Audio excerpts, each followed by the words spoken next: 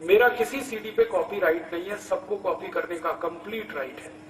आप उसकी एक नहीं 1000 कॉपी बनाएं, 10,000 बनाएं, गांव गांव बांटें, गली गली बांटें। मैं कभी आपके खिलाफ मुकदमा नहीं लड़ने आऊंगा, क्योंकि मैं मानता हूं वो ज्ञान मेरा नहीं है, आप सभी का है। ये अलग बात है कि 20 साल में ये ज्ञान मैंने अर्जित किया, लेकिन इसको सबको देना है, सबका अधिकार इस ज्ञान पर है। क्योंकि भारत में ज्ञान बांटने के लिए होता है, रखने के लिए नहीं होता, और ज्ञान का दान सबसे बड़ा दान होता है। साथियों, वंदे मातरम। मैं प्रदीप दीक्षित सेवाग्राम से बोल रहा हूं। पिछले 2 दिनों से ट्रेडमार्क के विषय पर काफ़ी लोग उत्सुक हैं, जानना चाहते हैं, और उसके बारे में बहुत सारी भ्रांतियां फैलाई जा रही हैं। मैं चाहता हूं कि मैं आपको उन सब भ्रांतियों के बारे में निराकरण करूं, और किस योजना के तहत और किस लिए यह सारे विषयों पर काम शुरू किया गया है, उसके बारे में भी आप शायद थोड़ा सा मैं आपको बता सकूं, ताकि आपको इन सब चीज़ों का एक विचार हो सके। हम सब राजीव भाई को काफ़ी अच्छे से सुनते हैं, राजीव भाई के बारे में विचार करते हैं, और उनको विचार करके जीवन में उनका पालन करने की कोशिश करते हैं। और राजीव भाई के जीवन के 2 पहलू हैं। जितना मैंने उनको समझा है, उनके साथ रहा हूँ, उनको जानता हूँ, उस आधार पर जो बातें मैं आपसे शेयर कर सकता हूँ वो आपको सुननी चाहिए। उनके जीवन के 2 पहलू नज़र आते हैं। एक पहलू राजीव भाई का वैचारिक जीवन है, उनका वैचारिक पक्ष है, और जब तक राजीव भाई जिंदा थे या जब तक उन्होंने जीवित रूप में काम किया, पूरी तरह से अपने जीवन को या अपने विचारों को वैचारिक सांचे में ही डाला। 1998 से या 1990 से उन्होंने विदेशी कंपनियों के खिलाफ काम शुरू किया, और विदेशी कंपनियों के खिलाफ काम शुरू करके, यूनियन कार्बाइड के खिलाफ काम शुरू करके, लगातार विदेशी कंपनियों को देश से बाहर भगाने के लिए या विदेशी कंपनियों के खिलाफ जनमत तैयार करने के लिए जगह जगह व्याख्यान दिए, जगह जगह भाषण दिए, स्कूलों में, कॉलेजों में, और उसके अलावा सभाओं में, वकीलों के बीच में जाके उन्होंने व्याख्यान दिए, और उनको यह समझाने की कोशिश की कि विदेशी कंपनियां हमारे देश को लूट रही हैं, इसलिए हम स्वदेशी के विचार को अपनाएं, और स्वदेशी के विचार से ही देश फिर से समृद्ध होगा। इस पूरे विचार के आधार पर, इस पूरे सिद्धांत के आधार पर उन्होंने व्याख्यान दिए। 5 सालों तक, 6 सालों तक, 8 सालों तक जब स्वदेशी के विचार पर हमने लोगों को समझाया, उनको कन्विंस किया, विदेशी विचारों के बारे में लोगों को बताया, विदेशी कंपनियों के बारे में बताया, विदेशी संस्कृति के बारे में बताया, तो लोग हमसे अक्सर एक ही सवाल पूछा करते थे, राजीव भाई से एक ही सवाल पूछा करते थे कि अगर हम विदेशी कंपनियों का सामान ना अपनाएं तो कौन सा सामान अपनाएं। तो वैसी स्थिति में राजीव भाई और उस समय के साथियों ने मिलकर स्वदेशी विदेशी की लिस्ट बनाई, और पूरे देश भर में स्वदेशी सामानों को खरीदने का आग्रह किया। आप लोगों के पास जो राजीव भाई के सबसे पुराने व्याख्यान हैं वो 1997 से शुरू होते हैं। उससे पहले के व्याख्यानों की रिकॉर्डिंग हमारे पास नहीं है, राजीव भाई के भी पास नहीं थी।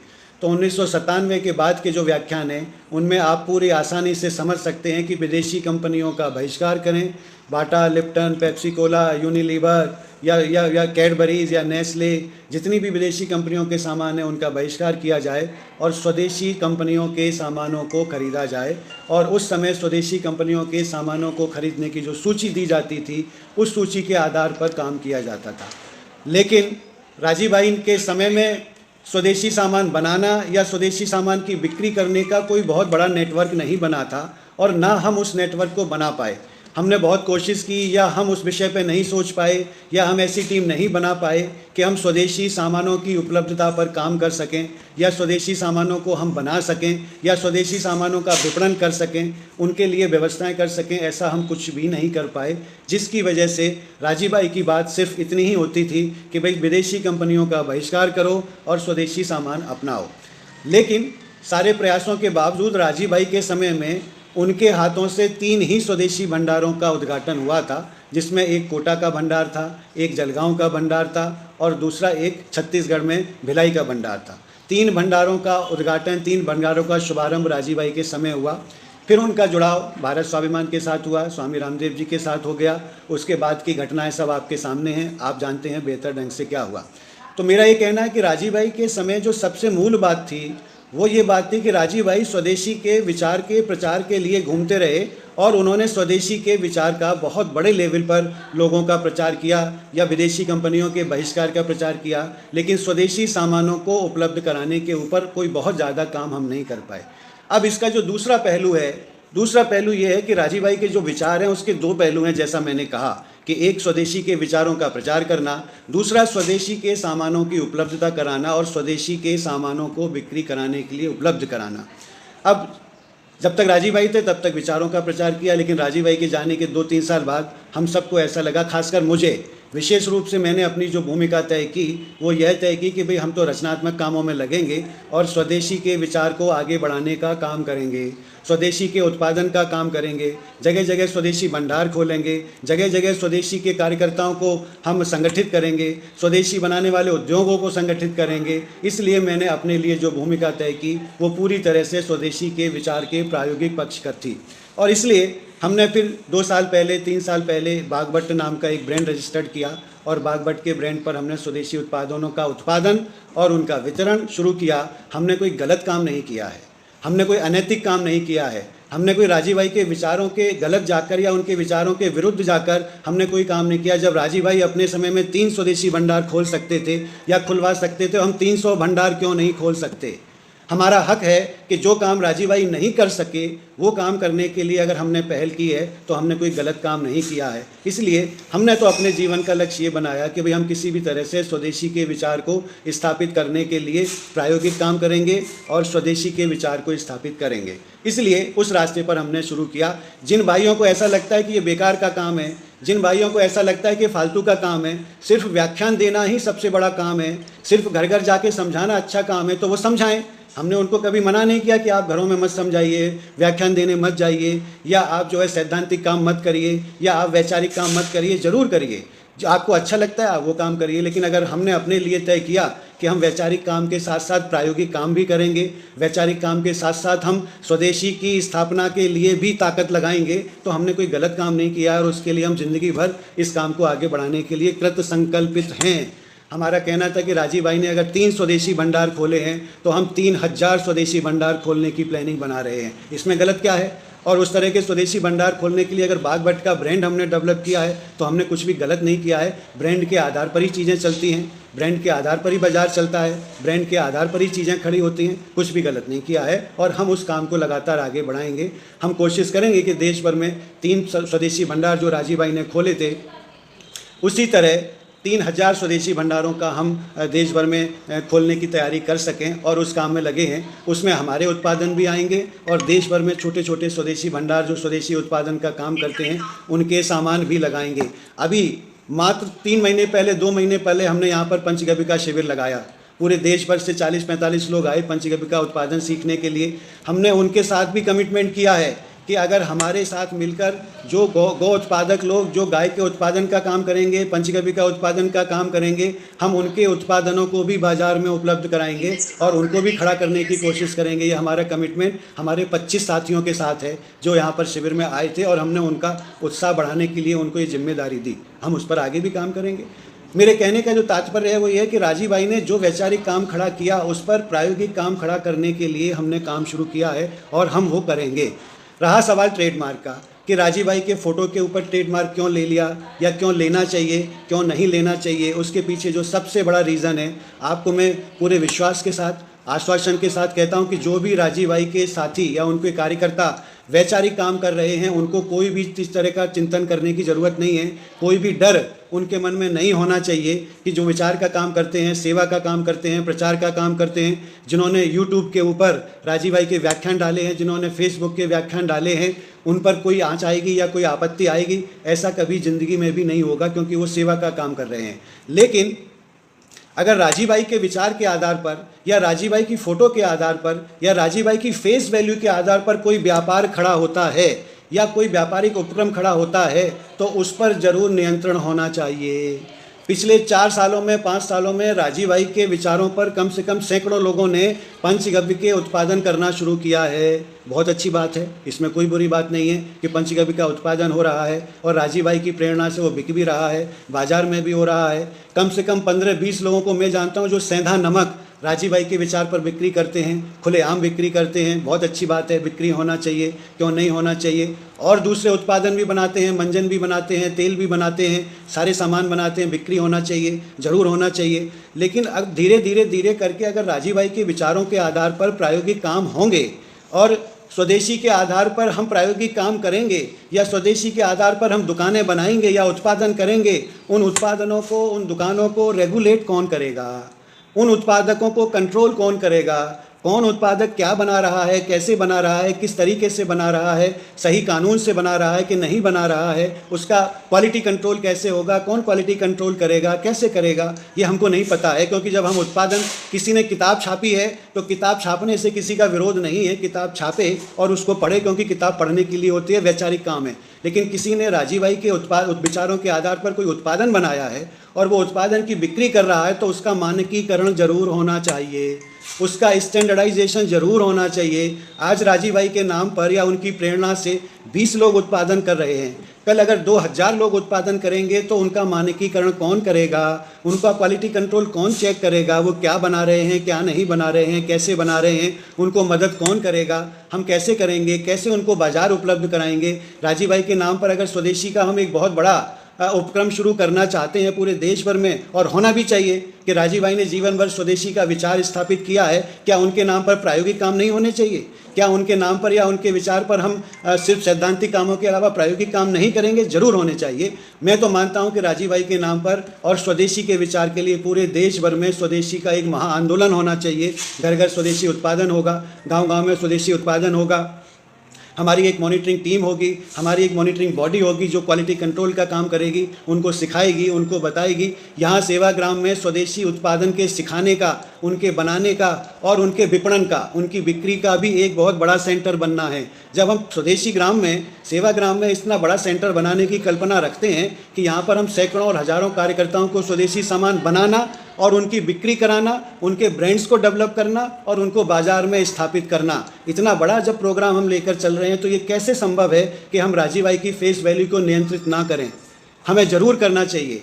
दूसरी बात, मैं आप सभी कार्यकर्ताओं से एक और शेयर बात करना चाहता हूँ कि पिछले 4-5 सालों में, 6 सालों में मेरे पास नहीं, सभी कार्यकर्ताओं के पास ऐसी शिकायतें आ रही हैं कि राजीव भाई के नाम पर जिन्होंने फर्जी किताबें छाप ली, राजीव भाई के नाम पर जिन्होंने कुछ भी कर लिया, किताबें मंगाई, सीडी मंगाया, साहित्य मंगाया, किताबें नहीं दी। मैं नाम भी बता सकता हूं, लिस्ट बना के भी दे सकता हूं कि ऐसे कितने लोग हैं जो इस तरह का काम करते हैं, लेकिन आज तक किसी ने उनके ऊपर उंगली नहीं उठाई, किसी ने उनको पकड़ा नहीं। क्यों नहीं पकड़ा? आज छोटी सी बात है, कल को हज़ारों लोग उत्पादन करेंगे तो उनको कौन नियंत्रित करेगा, कैसे काम करेंगे? तो ये जो पूरा ट्रेडमार्क का जो सवाल है, ये आगे की भविष्य की रणनीति बनाकर किया गया है कि अगर हम राजीव भाई के विचारों के आधार पर बहुत बड़ा स्वदेशी का एक महा आंदोलन चलाना चाहते हैं, उत्पादन के क्षेत्र में, विपणन के क्षेत्र में, बिक्री के क्षेत्र में, तो हमको निश्चित तौर पर इसके नियम कायदे कानून बनाने पड़ेंगे, हमको निश्चित तौर पर इसको रेगुलेट करना पड़ेगा, निश्चित तौर पर एक लाइन लेंथ बनानी पड़ेगी ताकि वो सुनियोजित चले, बिना नियोजन के नहीं चलेंगे।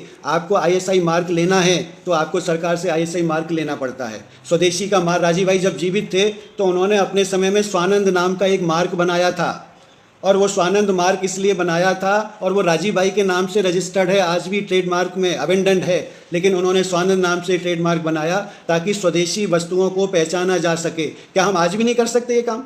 क्यों नहीं हम ये कर सकते कि भी जितने भी स्वदेशी उत्पादक हैं पूरे देश भर में, उनको राजीव भाई की फेस वैल्यू के आधार पर उत्पादन भी मिलेगा, उनको बाजार भी मिलेगा और उनको स्वदेशी का प्रमाणीकरण भी मिलेगा।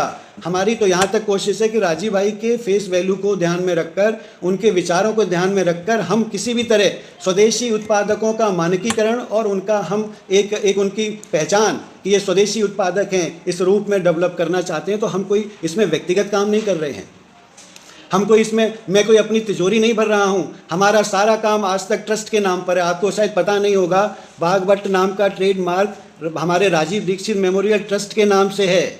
हमारा सारा ट्रांजैक्शन ट्रस्ट और संस्था में होता है। मैं आपको एक नहीं हजारों लोगों के नाम ऐसे बता सकता हूं जो राजीव भाई के नाम पर उत्पादन करते हैं, बिक्री करते हैं और अपने पर्सनल खाते में पैसा डलवाते हैं। कोई बुरी बात नहीं है, आप अपने पर्सनल खाते में डलवाइए, लेकिन मेरा तो नैतिक दायित्व है कि मैं सारा का सारा उत्पादन राजीव दीक्षित मेमोरियल स्वदेशी उत्थान संस्था और राजीव दीक्षित मेमोरियल ट्रस्ट दो संस्थाओं में मैं इसका सारा नियोजन करता हूं, और सारा नियोजन हम पूरे देश भर में इसी नाम से फैलाना चाहते हैं। राजीव दीक्षित मेमोरियल ट्रस्ट भी एक ट्रेडमार्क के रूप में डेवलप कराया है, इसलिए कि हम पूरे देश भर में स्वदेशी उत्पादकों को आइडेंटिफाई कर सकें, हम पूरे देश भर में स्वदेशी के उत्पादकों को एक बाजार उपलब्ध करा सकें, हम पूरे देश भर में स्वदेशी का एक महासंग्राम, कम से कम 1000 स्वदेशी उत्पादकों को, ऐसे लोगों को जो गोबर गौमूत्र का काम करते हैं, पंचगव्य के उत्पादन का काम करते हैं, उनको भी अपने साथ जोड़ना चाहते हैं। इसमें क्या बुरा काम है? क्या ये राजीव भाई के सिद्धांतों के खिलाफ है? जब राजीव भाई के जीवन के दो पहलू हैं कि सैद्धांतिक विचार और उसका प्रयोग पक्ष, अगर हम प्रयोग पक्ष पर काम कर रहे हैं तो राजीव भाई का सिद्धांत कहाँ टूट गया? ये राजीव भाई ने अगर 3 स्वदेशी भंडार खोले हैं और हम 300 स्वदेशी भंडार खोलना चाहते हैं, 3000 स्वदेशी भंडार खोलना चाहते हैं और ब्रांड के साथ, तो कौन सा हम बुरा काम कर रहे हैं? हम बिल्कुल बुरा काम नहीं कर रहे हैं। हम स्वदेशी की लड़ाई को आगे बढ़ा रहे हैं। हम सिर्फ भाषण नहीं करना चाहते, हम सिर्फ जो है लोगों को जो है सिर्फ शब्दों का जाल नहीं बुनना चाहते, हम राजीव भाई के विचारों के आधार पर शुद्ध प्रायोगिक काम करना चाहते हैं। और हमारा हक है, हमको अपनी लाइन लेंथ तय करने का हक है कि हम क्या करें क्या ना करें। इसलिए हमने सेवाग्राम को उसके लिए समर्पित किया है। बहुत सारे लोग पूछते हैं मुझसे कि आप व्याख्यान देने क्यों नहीं जाते, आप राजीव भाई की तरह व्याख्यान देने क्यों नहीं निकलते? मैं बार बार उनको बोलता हूं कि राजीव भाई जैसा व्याख्यान कोई नहीं दे सकता, राजीव भाई जैसा व्याख्यान कोई नहीं दे सकता, चाहे कोई कितनी भी कोशिश कर ले। जितने भी कुकुरमुत्तों की तरह उगे हुए लोग हैं ना, वो कुकुरमुत्तों की तरह उगे हुए लोग राजीव भाई के प्रचार के लिए काम नहीं करते, राजीव भाई के विचारों के माध्यम से अपने आप को एस्टेब्लिश करने का काम करते हैं। कोई भी हो, आप शुरू से लेके नीचे तक नाम लेके मुझे बता दीजिए, मैं आपको एक नहीं 10 लोगों की लिस्ट बता सकता हूं कि जिन्होंने राजीव भाई के नाम पर विचार देना शुरू किया, राजीव भाई के नाम पर व्याख्यान देना चालू किया और धीरे धीरे धीरे धीरे अपनी दुकानें खड़ी कर ली, धीरे धीरे अपनी संस्थाएं खड़ी कर ली, और अपनी संस्थाएं खड़ी करके अब बोलते हैं कि हम तो राजीव भाई का काम करते हैं, राजीव भाई की चीज़ें करते हैं। ऐसे सैकड़ों लोग हैं और मैं उन लोगों का निंदा नहीं कर रहा हूँ, उन्होंने काम खड़ा किया, अच्छी बात है। लेकिन अगर हम वो काम खड़ा करना चाहते हैं, अगर एक संगठित रूप में खड़ा करना चाहते हैं, हजारों स्वदेशी उद्योगों को संगठित करना चाहते हैं, चाहे वो गांव के हो, चाहे शहर के हो, चाहे मध्यम वर्गीय हों, चाहे वो एकल स्वभाव के लोग हों, चाहे एक व्यक्ति की इंडस्ट्री हो, चाहे 10 व्यक्ति की इंडस्ट्री हो, चाहे गाँव की इंडस्ट्री हो, हमको हर हालत में इस ब्रांड के ऊपर उनको इकट्ठा करना है। हमारा उद्देश्य स्वदेशी के लिए, उत्पादकों के लिए, विपणन के लिए एक बड़ी क्रांति करना है, जहां पर हम स्वदेशी की सामान उपलब्धता करा सकें। हम कौन सा गलत काम कर रहे हैं? क्या राजीव भाई ऐसा कह के नहीं गए? मैं आपको विश्वास दिलाता हूं, राजीव भाई के जाने से 1 महीने पहले, जब दिवाली के समय वो घर पर आए थे और 1 हफ्ते का उनका प्रवास था, उस 1 हफ्ते के प्रवास के समय जो हमारा उनके डिस्कशन हुआ, बहुत सारे लोग बोलते हैं कि राजीव भाई के साथ प्रदीप भाई क्यों नहीं है? ठीक है, मैं नहीं हूँ क्योंकि मुझे बाहर निकलना पसंद नहीं है, मुझे फ़ोटो खिंचाना पसंद नहीं है, मुझे जो है व्याख्यान देना पसंद नहीं है, मुझे पब्लिक में जाना पसंद नहीं है। तो क्या मैं काम नहीं कर सकता? बिल्कुल कर सकता हूँ, क्यों नहीं कर सकता? राजीव भाई के समय में भी पीछे रहकर सारा काम संभाला, देखा, ऐसा नहीं कि नहीं किया। लेकिन अगर आपको ऐसा लगता है कि व्याख्यान देना सबसे बड़ा काम है, तो मैं मानता हूँ कि राजीव भाई आज भी व्याख्यान दे रहे हैं। वो नहीं है तो भी उनकी वाणी इतनी जगह फैल रही है सभी कार्यकर्ताओं, हम उस वाणी को क्यों रोकेंगे? हम क्यों फेसबुक के ऊपर प्रतिबंध लगाएंगे? हम क्यों यूट्यूब के ऊपर प्रतिबंध लगाएंगे? मैं दावे के साथ कहता हूं कि ये प्रक्रिया जो है ट्रेडमार्किंग के राजीव भाई के विचारों को बढ़ाने के लिए है, बंद करने के लिए नहीं है। इस तरह की भ्रांति मत फैलाइए ना। हमने पिछले 1 साल से राजीव भाई की किताबों पर कॉपीराइट लिया हुआ है। आज तक हमने किसी भी किताब छापने वाले को मना नहीं किया कि तुम किताब मत छापो। कोई भी एक बंदा पूरे देश भर में लाके दे दीजिए, मैं आपको कम से कम 10 नाम बता सकता हूँ। सचिन शिंदे जी राजीव भाई के साथ काम करने वाले कार्यकर्ता हैं, उन्होंने 2 किताबें छापी हैं राजीव भाई के नाम से, हमारा कॉपीराइट लेने के बाद भी, लेकिन हमने आज तक उनको चू नहीं कही। हमने और अप्रिशिएट किया कि अच्छा है, चलो आप छाप रहे हो तो अच्छी बात है। उनकी ही किताब को किसी दूसरे व्यक्ति ने जो है चोरी से उसी नाम से छाप के बेचना चालू कर दिया, वो भी नहीं रोक पाए किताबों का। और मैं आपको विश्वास दिलाता हूँ, राजीव भाई के नाम पर जितनी किताबें बनी हैं, राजीव भाई ने आज तक अपने जीवन में मात्र 3 किताबें लिखी हैं, मात्र 3 किताबें लिखी हैं जो हमने छापी हैं। बाकी सारी किताबें उनके विचार के आधार पर बनी हैं जो संस्था ने छापी हैं। लेकिन बाजार में जितनी भी किताबें मिली हैं सब कट पेस्ट कॉपी करके निकाला है और राजीव भाई के नाम से निकाला है। राजीव भाई के नाम से कोई भी व्यक्ति कोई भी किताब निकाल सकता है। क्या निकाल रहा है, इसका कंट्रोल किसके पास होगा? क्या कोई ऐसी मॉनिटरिंग बॉडी है, क्या कोई ऐसी बॉडी है जो राजीव भाई के नाम पर बनने वाली किताबों को देख सके कि भाई कौन सा सामग्री जा रहा है, कौन सा सामग्री नहीं जा रहा है? राजीव भाई ने जो कहा है वो भी जा रहा है, जो नहीं कहा है वो भी जा रहा है। कोई हमारे पास मॉनिटरिंग बॉडी नहीं है। तो इन सब चीज़ों का उद्देश्य यही है कि भाई राजीव भाई के विचारों को एक नियोजित ढंग से लोगों के सामने लाया जाए, राजीव भाई के विचारों को एक संगठित ढंग से सामने लाया जाए। और मेरा जीवन तो पूरा स्वदेशी को संगठित करने में है, और मैं कोशिश करूंगा कि पूरे देश भर में हम स्वदेशी के विचारों को संगठित कर सकें, स्वदेशी उत्पादकों को संगठित कर सकें। और राजीव भाई का ट्रेडमार्क अगर बनता है तो मेरी कोई संपत्ति नहीं है, ये पूरे राजीवादियों की संपत्ति है। बाकायदा इस पर एक बॉडी बनेगी, एक टीम बनेगी, जो पूरी टीम इसको संचालित करेगी कि देश भर में कितने स्वदेशी उत्पादक हैं जिनको राजीव भाई की फेस वैल्यू पर स्वदेशी का काम खड़ा करना है। उनको आमंत्रित करिए, उनको अपने साथ जोड़िए, उनका रजिस्ट्रेशन करिए और उनको प्रॉपर ढंग से स्वदेशी के लिए तैयार करिए। इसलिए राजीव भाई का जो ट्रेडमार्क है ये पूरी तरह से भ्रमित फैलाने वाला काम है, या भ्रम फैलाने वाला का काम है कि यूट्यूब के चैनल बंद हो जाएंगे, कि फेसबुक के चैनल बंद हो जाएंगे, कि ये चैनल बंद हो जाए। कोई चैनल बंद नहीं होने वाला, बल्कि और हज़ारों चैनल खुलने शुरू हो जाएंगे। ऐसा कुछ भी नहीं है कि नहीं होगा। मैं तो चाहता हूँ आज 50 चैनल चलते हैं, 500 चैनल चलाना शुरू कर दें, क्या दिक्कत है? कोई परेशानी नहीं है। आप कहोगे तो मैं 500 चैनल खुलवाने में मदद करवाता हूं। अगर आपको लगता है कि मेरी मदद की ज़रूरत है, फेसबुक के ऊपर लोग कर ही रहे हैं, करते रहेंगे। इसलिए ये भ्रम फैलाने की कोशिश मत करिए कि इन आधार पर ये सब काम हो जाएगा और ऐसा हो जाएगा वैसा हो जाएगा। बल्कि ऐसा सोचिए कि राजीव भाई की फेस वैल्यू के आधार पर हम हजारों स्वदेशी उत्पादकों को संगठित कर सकते हैं। हम हजारों लाखों स्वदेशी उत्पादकों को, छोटे लोगों को, गांव के लोगों को, उनको इकट्ठा करके और स्वदेशी की इस जंग में अपना काम कर सकते हैं। मुझको भाषण देने में विश्वास नहीं है, मैं भाषण देता भी नहीं हूं और देना भी नहीं चाहूँगा। मैं तो भाषणों के आधार पर जो प्रायोगिक काम है उन कामों को करना चाहता हूँ और वही काम अपने हिस्से में लिया है। हालांकि मैं कभी पब्लिक लाइफ में नहीं जाता, ना जाना चाहता हूं, लेकिन ज़रूरत पड़ेगी तो 2 साल बाद मैदान में भी कूदूंगा। अभी कुछ भाइयों ने राजनीतिक रूप में टिप्पणी की कि राजनीति करना चाहते हैं। अगर लुटियंस के टीले से गुजरते हुए मैंने ये कहा कि 15 साल बाद हम भी यहाँ पर आएंगे तो क्या बुरा कर दिया? क्या राजीव भाई अपने अंतिम समय में चुनाव की तैयारी नहीं कर रहे थे? क्या राजीव भाई अपने अंतिम समय में उन्होंने ये पोस्ट डाली है? मैं उनको बहुत अच्छे से जानता हूँ, उनके साथ मैंने काम किया है। शायद आपको पता नहीं होगा, मैंने आज तक किसी भी कार्यकर्ता पर व्यक्तिगत टिप्पणी नहीं की है। किसी ने भी मुझको कितनी भी गाली दिया, लेकिन मैंने कभी व्यक्तिगत टिप्पणी नहीं की है। लेकिन शायद आप मुझे मजबूर कर रहे हैं। मेरे लिए शर्म की बात है कि मैं अपने ही किसी कार्यकर्ता के ऊपर व्यक्तिगत टिप्पणी करूं या उनकी कोई कमजोरियां बताऊं। मैंने आज तक इस तरह के काम नहीं किए हैं, लेकिन मैं माफ़ी चाहूँगा कि मैं इस तरह की बातें करना मुझे पड़ रहा है, क्योंकि शायद सारी चीज़ों में मेरी ही कमजोरी मानी जाती है, मेरी ही गलतियां मानी जाती है। मैं आपको दावे के साथ कह सकता हूं कि वीरेंद्र भाई को और उनके एक मित्र को हमने 2011 में 8 लाख रुपए का साहित्य और सीडी दिया था।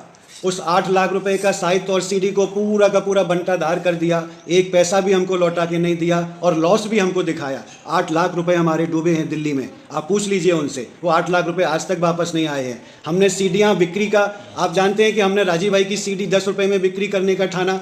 7 रुपये में सीडी हमको बन के आती थी, वो 7 रुपये की सीडी हमने नो प्रॉफिट नो लॉस में 10 रुपये में लोगों को दिया है। 3-3 रुपये का हमने कम करके दिया है या उनकी तरफ करके दिया है। 40 लाख सीडी हमने नो प्रॉफिट नो लॉस पर बांटी है पूरे देश भर में। हमने कोई विचार का काम नहीं किया। आप कैसे कह सकते हो?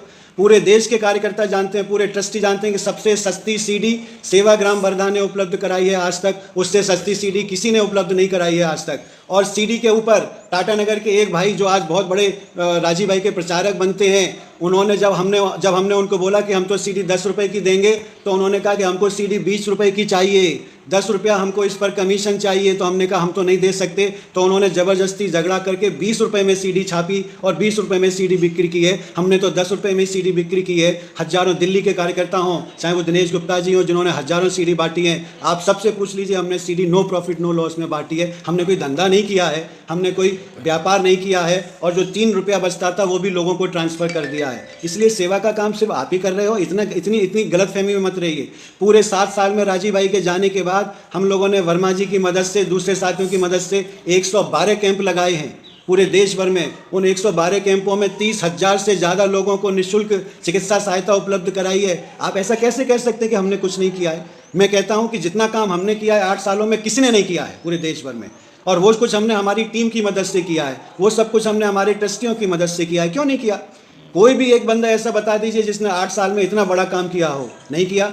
हमारा हक है, वो हमारा अधिकार है, इसलिए हमने किया है। इसलिए व्यक्तिगत आक्षेपों पर मत जाइए। व्यक्तिगत आक्षेप जब मैं कहना चालू करूंगा तो शायद आपको सुनने में शर्म आएगा। कोई भी व्यक्ति हो, जितने भी कार्यकर्ता यहाँ पर आए, उन सबको हमने सम्मान के साथ रखा। उनको नहीं समझ में आया, हमको नहीं समझ में आया, वो यहाँ से चले गए। अब मैं उनकी व्यक्तिगत निंदाएं करना चालू करूँगा तो मुझे शोभा नहीं देता है, मुझे अच्छा नहीं लगता है कि मैं उनके पे कोई व्यक्तिगत टिप्पणी करूँ। लेकिन किसी को साथ काम करना है, किसी को साथ काम नहीं करना है। वीरेंद्र सिंह जी पहले हमारे साथ थे, फिर निरंजन वर्मा जी के साथ चले गए, उसके बाद उन्होंने अपना कारखाना खोल लिया, अपना धंधा खोल लिया। अब उनकी जर्नी इतने लोगों के साथ होती है तो ठीक है, जिसके साथ जब पटता है पटता है, नहीं पटता है नहीं पटता है। पिछले 25 सालों में हज़ारों कार्यकर्ता आए, हज़ारों गए। किसी ने 1 साल काम किया, किसी ने 2 साल किया, किसी ने 1 महीना किया, कोई आज भी कर रहा है, कोई 1 घंटा काम करता है, कोई 2 घंटा काम करता है, कोई अपनी सेवा दे रहा है, कोई कुछ कर रहा है। सबका स्वागत है, हम सबको संभालने की कोशिश करते हैं। फिर भी आज सेवाग्राम से जितने ज़्यादा लोग जुड़े हुए हैं, किसी भी जगह नहीं जुड़े हुए, चाहे दिल्ली में किसी के पास चले जाइए, चाहे कहीं भी चले जाइए,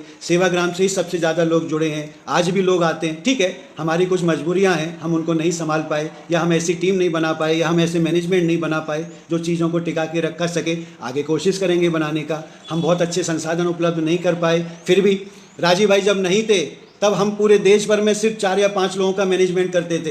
राजीव भाई जाने के बाद हम सेवाग्राम में 22-22, 23-23 लोगों को मैनेजमेंट में काम कर ले रहे हैं, उनसे हम काम करवा रहे हैं। ऐसा नहीं है कि हम काम नहीं कर रहे हैं, लेकिन बाहर घूमने का काम ज़्यादा नहीं होता है। यहाँ से जितना हो पाता है उतना हम करते हैं। माताजी पिताजी की सेवा है, उनका बुढ़ापा है, कोई बहुत ज़्यादा मैं बाहर जा नहीं सकता, बहुत ज़्यादा चीज़ों को छोड़ नहीं सकता, इसलिए जितना होता है उतना करता हूँ। लेकिन सेवाग्राम में बैठ के अगर हमारी कल्पना ऐसी है कि हम पूरे देश भर के स्वदेशी उत्पादकों को जोड़ें, पूरे देश भर के स्वदेशी ग्रामोद्योगों को जोड़ें, पंचगव्य उत्पादकों को जोड़ें, तो हमको ब्रांड बनाना ही पड़ेगा। बिना ब्रांड बनाए आप नहीं चला सकते, या बिना ब्रांड बनाए आप इनको संसाधनों को सीमित नहीं कर सकते, या उनको जोड़ नहीं सकते, या इतने 1000 घोड़ों को लगाम नहीं लगा सकते। इसलिए ब्रांड तो बनाना पड़ेगा। हाँ, वो ब्रांड मेरी कोई व्यक्तिगत संपत्ति नहीं है। कानूनी रूप से आप कुछ भी करें, नैतिक रूप से मैं भी मानता हूँ कि मेरा कोई व्यक्तिगत संपत्ति नहीं है, लेकिन एक समूह की संपत्ति तो होगा। देश भर में, दुनिया भर में जितने भी महापुरुष हुए हैं, सबके विचार कहीं ना कहीं कंसोलिडेट होते हैं। कोई ना कोई एक संस्था होती है। चाहे विवेकानंद जी को ले लीजिए, विवेकानंद जी की सारी कॉपीराइट, पूरा उसका सारा संचालन विवेकानंद केंद्र कन्याकुमारी से होता है। महात्मा गांधी के विचारों का सारा संचालन सेवाग्राम से होता है, नवजीवन प्रकाशन से होता है। जितने भी महापुरुष हुए हैं उनका एक केंद्र तो जरूर बनता है। वो केंद्र अगर हम सेवाग्राम में बनाना चाहते हैं तो बुरा क्या करते हैं?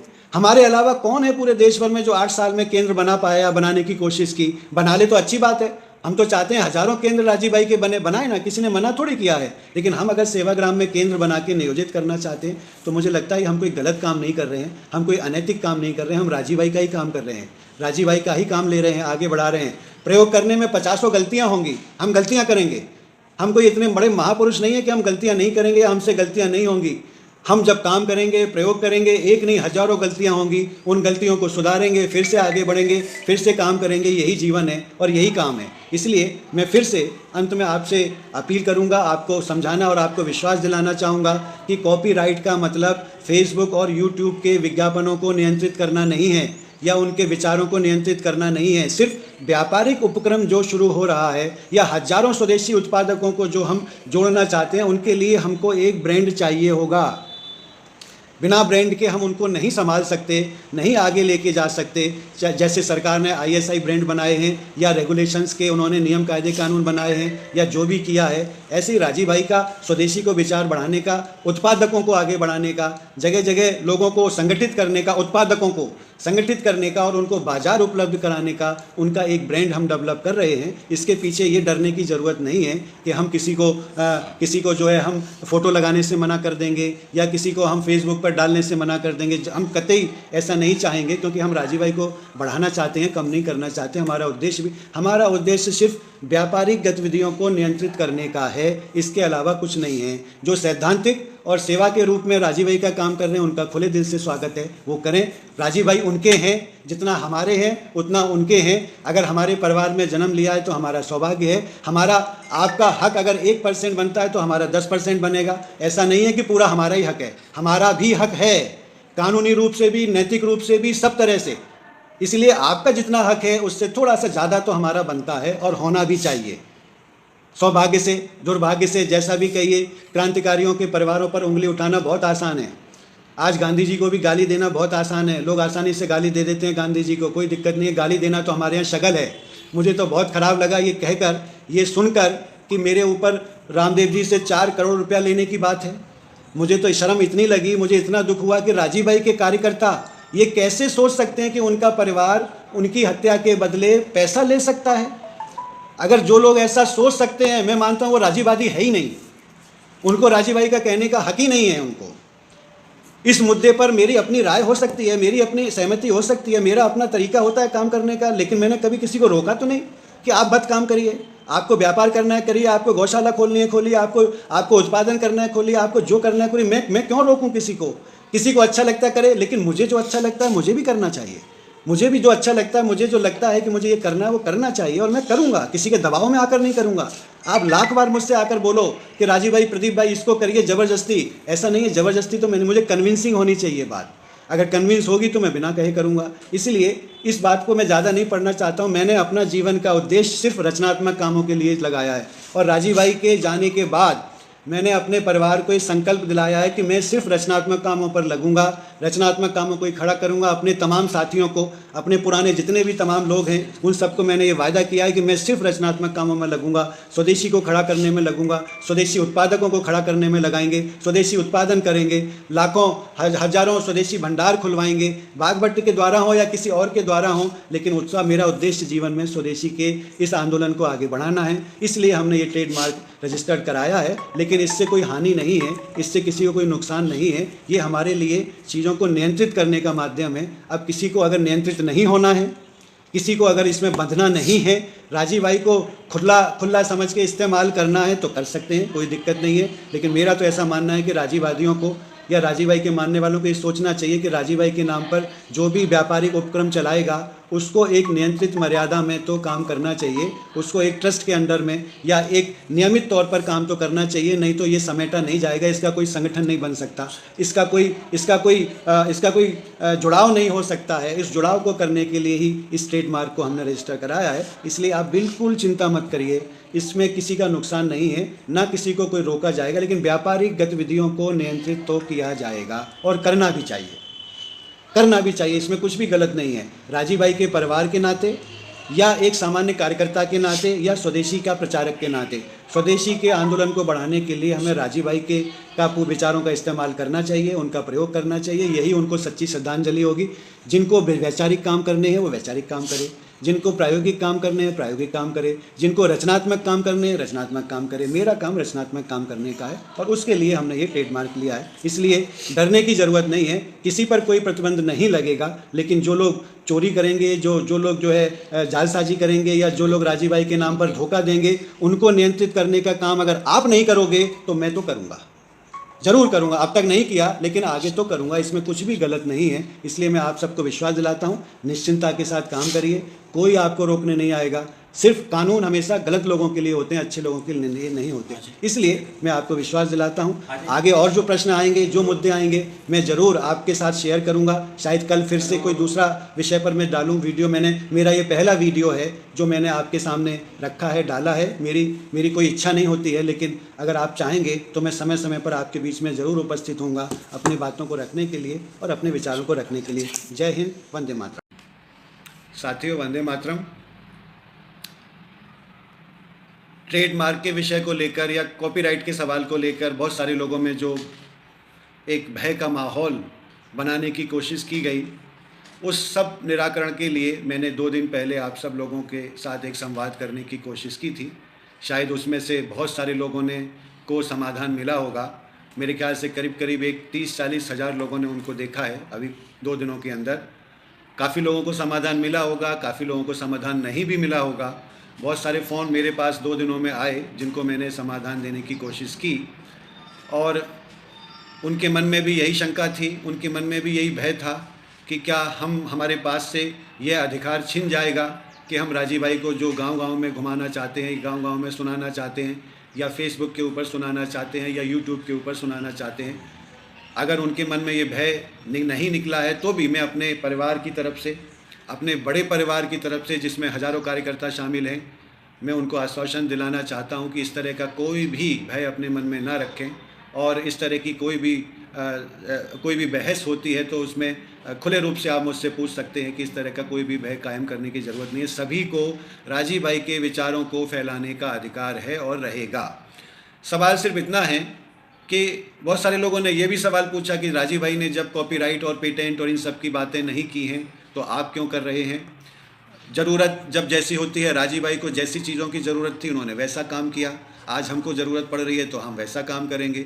शायद मैंने पिछले व्याख्यान में भी आपको बताया था कि 1999 में, 2002 में नहीं, 1999 में राजीव भाई ने स्वानंद नाम का एक ट्रेडमार्क रजिस्टर्ड कराया था जिसका हेड ऑफिस पुणे में था। और उस ट्रेडमार्क का जो मूल उद्देश्य था कि देश भर में जितने भी स्वदेशी उद्योग वाले लोग हैं उनको स्वदेशी का चिन्ह दिखाया जाए। जो पुराने कार्यकर्ता हैं वो जानते होंगे, स्वानंद माने स्वदेशी का आनंद। तो जैसे सरकार कोई प्रमाणीकरण करती है, जब हम सभाओं में जाते थे, व्याख्यान करते थे, राजीव भाई व्याख्यान करते थे, तो लोग एक ही सवाल पूछते थे कि भाई स्वदेशी हम कैसे पहचाने कि कौन सी कंपनी स्वदेशी है, हम कैसे पहचाने कि कौन सा सामान स्वदेशी है। तो उसके लिए हम लोगों ने ये एक ट्रेडमार्क राजीव भाई ने अपने नाम से डेवलप किया था कि स्वानंद जिसके ऊपर लिखा होगा वो सामान स्वदेशी होगा और उसको हम खरीद सकते हैं। तो उस ज़माने में करीब करीब 30-40 कंपनियों को स्वदेशी का स्वानंद का ये ट्रेडमार्क दिया गया था। उसमें से एक कंपनी जिसका नाम अनुरा सोप्स है, अनुरा सोप जो मुंबई में मैन्युफैक्चरिंग का काम करती है, वो आज भी स्वानंद का ट्रेडमार्क यूज़ कर रही है। आप चाहें तो उनका साबुन उठा के देख सकते हैं। वो सिर्फ इसलिए था कि एक आम आदमी को ये समझ में आए कि स्वदेशी का सामान कौन कौन सा है, कौन कौन से ब्रांड स्वदेशी के हैं या कौन कौन से सामानों के ऊपर स्वानंद का मार्का है, तो हम आसानी से पहचान सकें कि स्वानंद माने स्वदेशी का आनंद। 2-3 साल यह काम काफ़ी तेज़ी से चला, लेकिन फिर बहुत ज़्यादा हमारे जो साथ में एक कार्यकर्ता थे पिंगले साहब पुणे के, वो फिर इसमें बहुत समय नहीं दे पाए। कुछ और दूसरे कारण हो गए जिस वजह से ये काम आगे नहीं चला, तो फिर वो धीरे धीरे बंद हो गया। ऐसा नहीं है कि राजीव भाई ने ट्रेडमार्क नहीं लिए थे। ये ट्रेडमार्क लेने के बाद भी राजीव भाई की ही फेस वैल्यू थी कि जिसके ऊपर हम स्वदेशी के अभियान को आगे चला रहे थे। उसके बाद आप सभी जानते हैं कि राजीव भाई का ये व्याख्यान मशहूर हुआ जिसमें, और मैं उस व्याख्यान में सामने बैठा था, वो मुंबई का व्याख्यान है, मैं उस व्याख्यान में था, उपस्थित था, जिसमें उन्होंने ये कहा कि मेरे व्याख्यानों के ऊपर मेरा कोई भी कॉपीराइट नहीं है, आपको कॉपी करने का अधिकार है।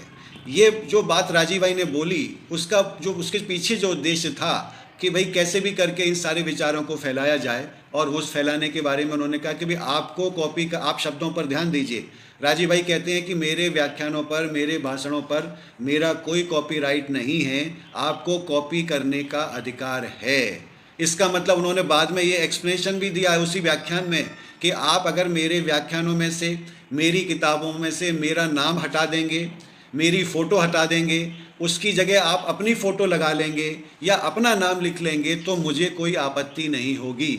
कॉपीराइट का यही मतलब होता है कि अगर आपने कोई किताब छापी है, उस किताब में से आपने कोई चीज़ ले ली तो उसका मेंशन करना ज़रूरी है। नहीं ली है तो उनका कहना था कि मैंने जो भी किताबें लिखी हैं या मैंने जो भी व्याख्यान दिए हैं उनको आप अपने नाम से छाप सकते हो, अपने नाम से उनको लिख सकते हो और बांट सकते हो। मैं कभी मना करने नहीं आऊँगा कि आपने मेरा नाम हटा के अपना नाम क्यों लिख दिया, ये उसका कहने का तात्पर्य था। लेकिन अगर वो किताबें राजीव भाई के नाम से ही निकलती हैं, राजीव भाई के फ़ोटो के साथ ही निकलती हैं, तो उनका ही कॉपीराइट हो गया। उन्होंने ये अधिकार दिया था कि आप मेरा नाम हटा दीजिए, मेरी फ़ोटो हटा दीजिए और पूरी तरह से अपना फ़ोटो लगा लीजिए, अपना नाम लगा लीजिए, मैं कभी मना करने नहीं आऊँगा। इसका मतलब ये था सीधा सीधा कि कोई भी व्यक्ति उनकी किताबों को अपने नाम से छाप सकता है, अपनी फ़ोटो लगा के छाप सकता है, राजीव भाई कभी मना करने नहीं आएंगे। लेकिन अगर वो किताबें राजीव भाई के नाम से बिकती हैं, उनके फ़ोटो के साथ बिकती हैं या उनके व्याख्यान उनके नाम से ही बिकते हैं, तो उनको कोई भी उनके नाम से कॉपीराइट होने से नहीं रोक सकता। वो ऑटोमेटिकली कॉपीराइट राजीव भाई का हो ही जाता है, वो लें या ना लें, इसका सवाल नहीं है। उनके व्याख्यान अगर कोई व्यक्ति डिट्टो कॉपी करके अपने नाम से बोलना चाहे तो राजीव भाई कभी ये नहीं कहेंगे कि मेरा व्याख्यान आपने क्यों बोल दिया। इसलिए कभी उन्होंने ये सारी बातें नहीं मानी। लेकिन आप सब जानते हैं जब भारत स्वाभिमान के व्याख्यान हुए, भारत स्वाभिमान शंखनाद के नाम से व्याख्यान हुए, तो सारे के सारे व्याख्यान कॉपीराइटेड हैं। राजीव भाई की सहमति से ही कॉपीराइट हुए, सिर्फ इसलिए कि कोई उनका दुरुपयोग ना कर पाए। आपने देखा नहीं होगा कि भारत स्वाभिमान के सारे व्याख्यान यूट्यूब पर पड़े हुए हैं, लोगों ने कॉपी करके डाले हैं, कॉपी करके डाला है, उनको फैलाया है, सब कुछ किया है। कॉपीराइटेड व्याख्यान भी लोगों ने कॉपी करके डाले हैं। क्यों? क्योंकि वो सबकी भलाई के लिए थे, देश की भलाई के लिए थे, सोच के लिए थे। इसलिए राजीव भाई के कहने का अर्थ जो है वो अलग है और हम जो समझते हैं वो अलग है। हाँ, हम संस्था की तरफ से या उनके परिवार की तरफ से या हमारा ट्रस्ट की तरफ से हम ये ज़रूर रिक्वेस्ट करते हैं और करना चाहते हैं कि राजीव भाई ने ये कभी नहीं कहा कि आप मेरे व्याख्यान काट छांट के, मेरे व्याख्यान को एडिट करके उसके 20 तरह के टाइटल बना के आप डाल दीजिए। आपको डालना है तो अपने नाम से डालो ना। राजीव भाई के व्याख्यानों को एडिट करने का अधिकार हर व्यक्ति को कैसे मिल सकता है? क्यों मिलना चाहिए? उनको एडिट करने का अधिकार तो एक बहुत अच्छी कमेटी को मिलना चाहिए। एडिट करने का अधिकार एक बहुत अच्छी टीम को मिलना चाहिए जो एडिट करे और पब्लिक में फैलाए उनको। जितने लोग हैं, हर व्यक्ति राजीव भाई के व्याख्यानों को एडिट करके डाल रहा है अपने हिसाब से, और एक व्याख्यान है 3 घंटे का, हर व्यक्ति उसके 10-10 पार्ट करता है, 30-30 मिनट का व्याख्यान बनाता है, 10-10 मिनट का व्याख्यान बनाता है, अपने अपने टाइटल डाल के उसको पब्लिक में डाल देते हैं। एक ही व्याख्यान के अगर 300 तरह के टुकड़े हैं तो 300 तरह के टाइटल उसके अवेलेबल हैं। ये अधिकार राजीव भाई ने किसी को नहीं दिया था। ये अधिकार दिया था कि आप इसको कॉपी कर लीजिए या अपने नाम से छाप लीजिए, अपनी फ़ोटो लगा के छाप लीजिए, अपने मुंह से बोल लीजिए, लेकिन और कभी राजीव भाई उस पर बोलने नहीं आएंगे कि ये मेरा व्याख्यान आपने क्यों कॉपी कर लिया। लेकिन अगर राजीव भाई के व्याख्यानों को एडिट कर करके सब लोग डालेंगे तो जो मूल व्याख्यान है उसकी संदिग्धता या उसका मूल व्याख्यान का जो मूल स्वरूप है ये तो ख़त्म हो ही जाएगा और ख़त्म हो भी चुका है। इसलिए हमारी चिंता का विषय ये है कि आज से 50 साल बाद कोई ये जानना चाहेगा कि मूल व्याख्यान कौन से थे, किसी को नहीं पता चलेगा, क्योंकि कट एडिटेड वर्जन, हजारों एडिटेड वर्जन मार्केट में फैले हुए हैं। इसलिए हमें फैलाने पर विरोध नहीं है, लेकिन हमको ये तो ज़रूर विरोध है, ये तो ज़रूर हम चाहेंगे कि उनके व्याख्यानों को एडिट करने का अधिकार एक संस्था को हो, एक ट्रस्ट को, एक जिम्मेदार बॉडी को हो, वो एडिट करके लोगों के बीच में डाले। जो उसके बाद एक सवाल ये भी आया, जो लोगों ने पूछा कि भाई आप जो है आगे क्या करना चाहते हैं, आप क्यों कॉपीराइट लेना चाहते हैं। तो मैंने उनसे एक ही सवाल किया कि पिछले 7-8 सालों से लगातार मैं ये देख रहा हूँ कि राजीव भाई के व्याख्यानों को लेकर, उनकी किताबों को लेकर बहुत सारे लोग ऐसे हैं जो उनकी किताबों को डुप्लीकेट छापते हैं, उनकी किताब डुप्लीकेट छाप रहे हैं, अपने नाम पर नहीं छाप रहे। राजीव भाई की किताबों को ही डुप्लीकेट छाप रहे हैं और बाज़ार में बिक्री कर रहे हैं। कोई 40 रुपये की छाप रहा है, कोई 50 की छाप रहा है, कोई 80 की छाप रहा है, कोई 90 की छाप रहा है। एक ही किताब है या एक ही तरह की किताबें हैं लेकिन अलग अलग दामों पर बिक रही हैं। तो हमको लगता है संस्था की तरफ को या हमारे परिवार को या हमारे ट्रस्ट को ऐसा लगता है कि ये भी गलत है। एक स्टैंडर्डाइजेशन बनना चाहिए, एक स्टैंडर्ड फॉर्मेट होना चाहिए। विवेकानंद केंद्र के, विवेकानंद जी का जो साहित्य है पूरी दुनिया में जो छापा जाता है एक स्टैंडर्ड फॉर्मेट में छापा जाता है। गांधी जी का साहित्य जो छापा जाता है एक स्टैंडर्ड फॉर्मेट में छापा जाता है।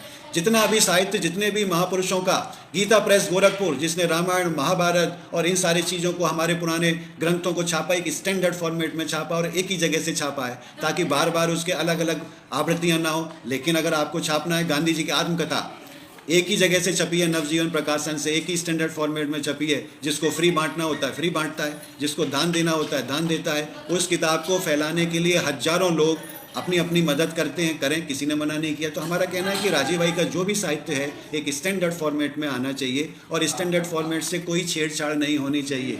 किसी को कॉपी करके छापना है तो अनुमति ले ले और उसको छापना है तो छाप के ले ले, कॉस्ट ऑफ प्रोडक्शन पे ले ले, जितना न्यूनतम दाम पर छप रहा है वो खुद छापना चाहता है छाप ले, लेकिन फॉर्मेट चेंज नहीं होना चाहिए। उसका जो स्वरूप है वो चेंज नहीं होना चाहिए। स्वरूप तो एक ही रहना चाहिए, तो ही उसमें एक महापुरुष की डिग्निटी बनती है। और हम उस डिग्निटी को, जितने भी महापुरुष के साहित्य हैं, चाहे ओशो हो, चाहे रजनीश हो, चाहे विवेकानंद जी हो, चाहे दयानंद सरस्वती हो, जिन्होंने भी साहित्य लिखा है एक स्टैंडर्ड फॉर्मेट का साहित्य लिखा है, वो अगर हम मानक तय नहीं करेंगे या कोई संस्था या कोई ट्रस्ट वो तय नहीं करेगा तो हर व्यक्ति के हाथ में ये अधिकार आ जाएगा, तो वो तो चूचू का मुरब्बा बना देगा राजीव भाई के साहित्य को या उनके विचारों को। इसलिए हमारी विनम्रता से अपील है कि हम इन सब को एक अच्छे फॉर्मेट में डालना, हम 8 साल में नहीं कर पाए, ये हमारी कमजोरी भी हो सकती है, लेकिन अब करना चाहते हैं तो किसी को क्या आपत्ति है इसमें। हम 8 सालों में कोई व्यवस्था नहीं कर पाए इसके लिए, लेकिन अब करना चाहते हैं तो किसी को आपत्ति नहीं होनी चाहिए। इसमें हम राजीव भाई को रोकना नहीं चाहते, बल्कि अच्छे स्वरूप में लोगों के सामने रखना चाहते हैं।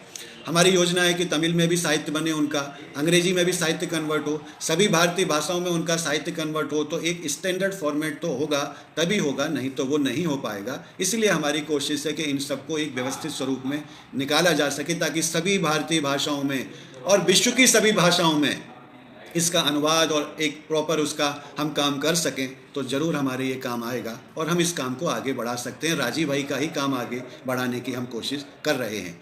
दूसरा सवाल ये आया कि आप क्या करोगे ट्रेडमार्क लेकर। मैंने पिछले व्याख्यान में भी आपको बताया कि हमारे पास एक ही चीज़ है। आप शायद सब इस बात से सहमत हैं कि स्वदेशी मतलब राजीव दीक्षित, राजीव दीक्षित मतलब स्वदेशी। पिछले गांधी जी के बाद पूरे देश भर में या आज़ादी के आंदोलन के समय जो स्वदेशी की भावना खड़ी हुई थी, उसके बाद 50 साल बाद, 60 साल बाद, 70 साल बाद अगर किसी व्यक्ति ने स्वदेशी के विचार को इतना बल प्रदान किया है तो वो सिर्फ राजीव भाई हैं, उसके अलावा किसी ने बल प्रदान नहीं कर पाया। तो हमारा मानना है कि हम राजीव भाई को स्वदेशी का पर्याय मानते हैं, राजीव भाई को स्वदेशी का एक ब्रांड एम्बेसडर मानते हैं। ब्रांड एम्बेसडर होना कोई बुरी बात नहीं है। राजीव भाई महापुरुष हैं, लेकिन एक व्यापारिक भाषा में कि स्वदेशी के ब्रांड एम्बेसडर तो राजीव भाई ही हैं, कोई दूसरा व्यक्ति नहीं है। अब अगर वो स्वदेशी के ब्रांड एम्बेसडर हैं तो उनको उस रूप में पेश करने में बुराई क्या है? कोई बुराई नहीं है।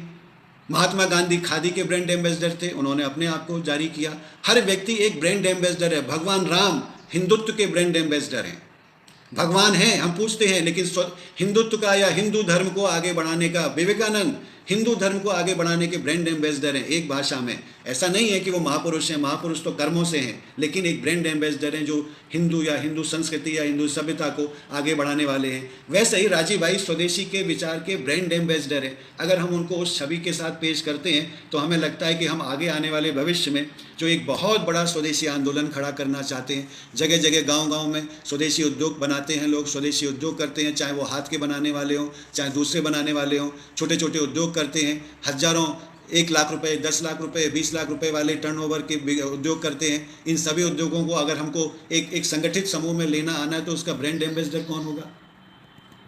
सिर्फ और राजीव भाई में ये क्षमता है कि उनको ब्रांड एम्बेसडर बनाया जा सके। आज वो जीवित नहीं है, जीवित होते तो ज़रूर ब्रांड एम्बेसडर वही होते। क्या उनके जाने के बाद हम उनको ब्रांड एम्बेसडर नहीं बना सकते?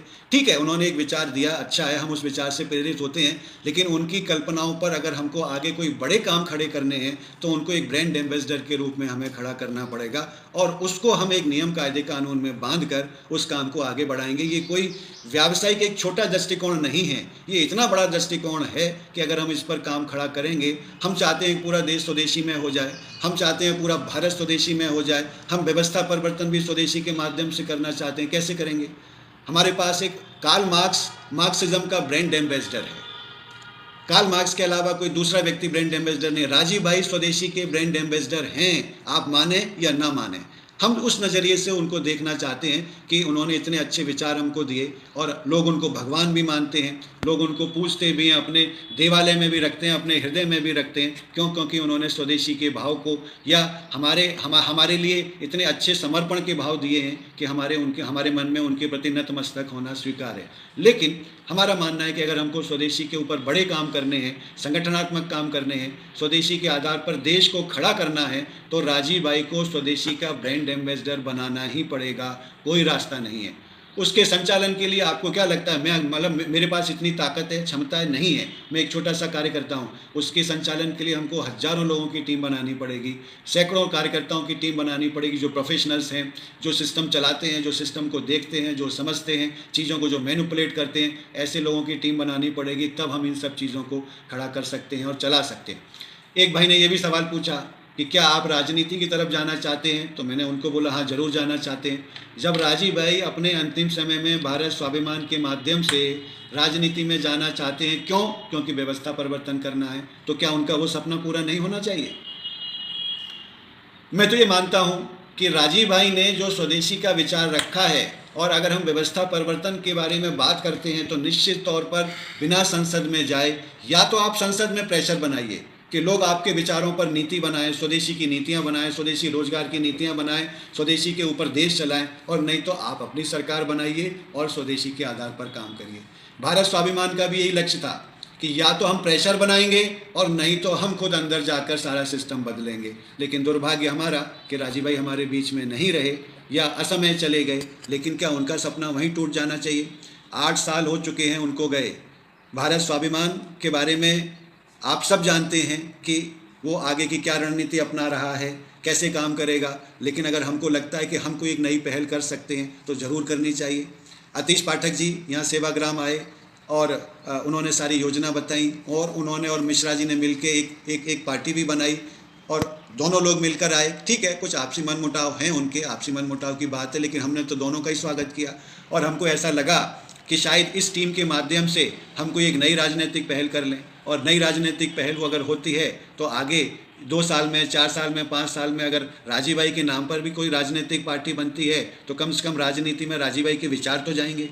कम से कम हजारों लोग जो राजीव भाई को मानते हैं वो इस बात के लिए तैयार तो होंगे कि हम अगर राजनीति में जाएंगे और व्यवस्था परिवर्तन करेंगे तो स्वदेशी के आधार पर साम्राज्य बनेगा, स्वदेशी के आधार पर भारत का निर्माण होगा, स्वदेशी के आधार पर लोगों को रोजगार भी मिलेगा और एक नए भारत की कल्पना बनेगी। लेकिन अगर हम नहीं जाएंगे या हम उस राजनीति के बारे में सब लोग बोलते हैं कि राजनीति इतनी खराब हो गई है, जाति आधारित है, धर्म आधारित है या दूसरे विषय आ गए हैं जिनका कोई लेना देना नहीं है। हमारा तो ऐसा मानना है, राजीव भाई के जितने भी सोचने वाले हैं उनका मानना है स्वदेशी राजनीति तो स्वदेशी के विषय पर आनी चाहिए। अगर हम इतना बड़ा जनमत खड़ा कर सके, अगर हम इतनी बड़ी ताकत खड़ी कर सके कि राजनीति में स्वदेशी के विषय को डाला जाए, स्वदेशी के विचार को डाला जाए, तो झक मार के बाकी पार्टियों को भी ये विचार पर बात करना होगा। अगर ऐसा नहीं होगा कि नहीं करेंगी वो पार्टियाँ, तो कम से कम हम अगर स्वदेशी के विचार पर राजनीति शुरू करेंगे तो निश्चित तौर पर राजनीति में जो खराब विषय हैं वो भी हमें किनारे करने में आसानी होगी और देश के सही विकास पर बात करना आसान होगा। हमारा तो ऐसा मानना है। इस पूरी सोच को लेकर हमें लगा कि हम एक राजनीतिक पहल भी शुरू करें, एक सांस्कृतिक पहल भी शुरू करें, एक आर्थिक पहल भी शुरू करें। जब देश बदलता है, देश की व्यवस्थाओं को बदलते हैं, बड़े बड़े आंदोलन खड़े होते हैं तो आर्थिक उपक्रम भी खड़े करने पड़ते हैं। चाहे वो गांधी जी का आंदोलन हो, गांधी जी ने खादी और स्वदेशी के माध्यम से पूरे देश भर में कम से कम 7.5 लाख कत्तिनें और 2.5 लाख बुनकरों को जोड़ा था। इतना बड़ा नेटवर्क उन्होंने बनाया था, तब आज़ादी के आंदोलन में उनको लोग मिले काम करने के लिए। निश्चित तौर पर जब बड़े आंदोलन होते हैं तो उनका एक बड़ा आर्थिक, स्वदेशी का आंदोलन अगर हमको बड़ा करना है तो उसका एक बड़ा आर्थिक उपक्रम खड़ा करना पड़ेगा और उसके ब्रांड एम्बेसडर राजीव भाई ही होंगे, कोई दूसरा नहीं हो सकता। ये आप भी जानते हो, मैं भी जानता हूँ और पूरा देश जानता है। तो फिर हमको क्या दिक्कत है कि हम उनको आगे लेकर चलें आगे। लेकिन जब इतने बड़े काम शुरू करते हैं, इतने बड़े काम खड़े करते हैं तो सावधानियां भी रखनी पड़ती हैं।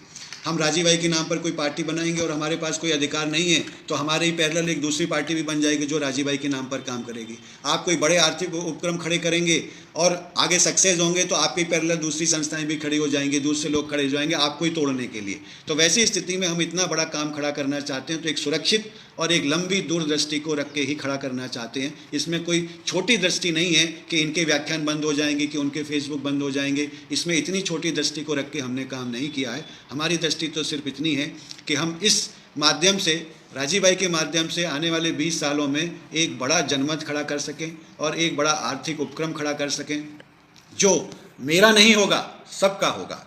ऐसा नहीं है कि मैं व्यक्तिगत तौर पर सोचता हूँ। आपको शायद जानकारी नहीं है, बागभट का जो हमने ट्रेडमार्क लिया है वो भी राजीव दीक्षित मेमोरियल ट्रस्ट में लिया है। ऐसा नहीं है कि उसका कोई व्यक्तिगत, मेरा यहाँ व्यक्तिगत सवाल नहीं है। जो लोग मेरे साथ रहे हैं जानते हैं कि मैं इन सब चीज़ों पर खुले दिल से सोचता हूँ। जो भी साथी आते हैं उनको जिम्मेदारी भी देता हूँ, उनको शामिल भी करने की कोशिश करता हूँ। ठीक है, कोई कम रहता है, कोई ज़्यादा रहता है, कोई अपनी परेशानी से जाता है, कोई किसी वजह से जाता है, किसी उसके 50 कारण हो सकते हैं। लेकिन ऐसा नहीं है कि इन चीज़ों को आगे नहीं बढ़ाया है। मैं एक छोटा सा कार्य करता हूँ। आप मुझसे इतनी बड़ी, मैं राजीव दीक्षित नहीं हूँ, ना कभी बन सकता हूँ।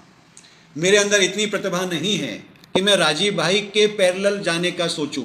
मैं शायद देश भर में अगर लाखों लोग राजीव भाई के कार्यकर्ता हैं, लाखों लोग फॉलोअर हैं, तो मुझे आप सबसे कमज़ोर कार्यकर्ता मानना। अगर सब में बहुत सारी खूबियां हैं तो मुझे सबसे छोटा कार्यकर्ता मानना। लेकिन मैं छोटा सा कार्यकर्ता अगर इतने बड़े सपने दे के काम करने की सोचता हूं तो मुझे हक है कि मैं काम करूं। मैं आपको विश्वास दिलाना चाहता हूं, पिछले 8 सालों में राजीव भाई के जाने के बाद, जब से हमने सेवाग्राम को खड़ा करना चालू किया, 5 साल हुए राजीव भाई को गए, 3 साल के बाद हमने ये सारे काम चालू किए और पिछले 5 सालों में हमने यहाँ पर अपने ट्रस्टियों की मदद से, विशेषकर रोहित भाई की मदद से और सारे कार्यकर्ताओं की मदद से यहाँ 23 एकड़ की ज़मीन में एक स्वदेशी ग्राम खड़ा किया है, गौशाला खड़ी की है। हमने यहाँ पर ऑर्गेनिक फार्मिंग का मॉडल खड़ा करने की कोशिश किया, हालांकि हम सफल नहीं हो पाए हैं उसमें। कोशिश जारी है हमारी, लगातार काम जारी है। जब सफल हो जाएंगे तब जरूर सबको बताएंगे, ऐसा नहीं कि हम काम नहीं कर रहे। हाँ, गौशाला के लेवल पर हमने काफ़ी स्वावलंबन किया है, हमने काफ़ी उत्पादन बनाए हैं, उन उत्पादनों का पाइपलाइन बनाया है। देश भर में हम काम करते हैं, हम कोशिश कर रहे हैं। 30-40 लोगों का, 25-30 लोगों का एक स्टाफ है हमारा जो यहाँ मिलजुल के काम करते हैं। मैं कहता हूँ हमने तो 5 साल में बहुत काम कर लिया है। मैं छोटा सा कार्यकर्ता जो जिसमें बहुत स्किल्स नहीं है, इतने बड़े लेवल पर अपने साथियों की मदद से करता हूं। और जो स्किल्ड वाले लोग हैं उन्होंने तो आज तक, उनको तो और 10 सेवाग्राम खड़े कर देने चाहिए थे।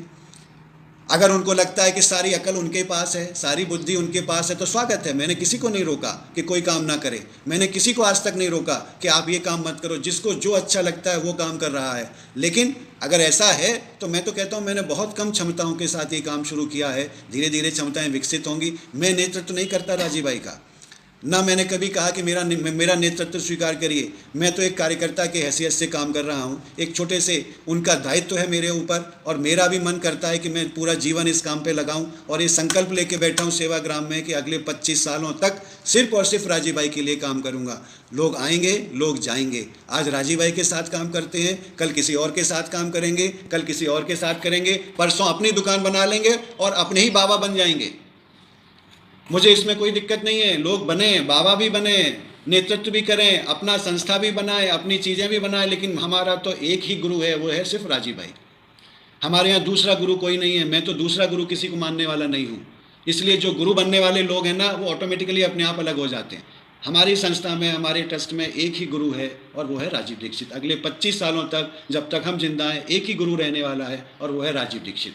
उसके अलावा हम दूसरे व्यक्ति को ना गुरु मानने वाले हैं, ना हम काम करने वाले हैं। जिनको गुरु बनना होता है, जिनको चेले चपाटे पैदा करने होते हैं, जिनको अपना साम्राज्य धीरे धीरे खड़ा करना होता है, भैया तू अलग हो जा, किनारे होके कर ले जो करना है। हमारा तो एक ही गुरु है और एक ही गुरु के लिए हम समर्पित हैं। इसलिए आपके मन में ये सवाल ही नहीं आना चाहिए कि प्रदीप भाई राजीव भाई को नीचे लाना चाहते हैं या प्रदीप भाई राजीव भाई को फैलाना नहीं चाहते। ये मैं तो सपने में नहीं सोच सकता। लेकिन हम राजीव भाई को और बेहतर ढंग से कैसे दुनिया के सामने लेकर आएं, हम राजीव भाई को नाम पर या उनकी फेस वैल्यू के आधार पर या उनकी ताकत के आधार पर हम कैसे और बड़े काम खड़े कर सकें, यही सोच और दृष्टि लेकर हम इस काम को आगे बढ़ रहे हैं।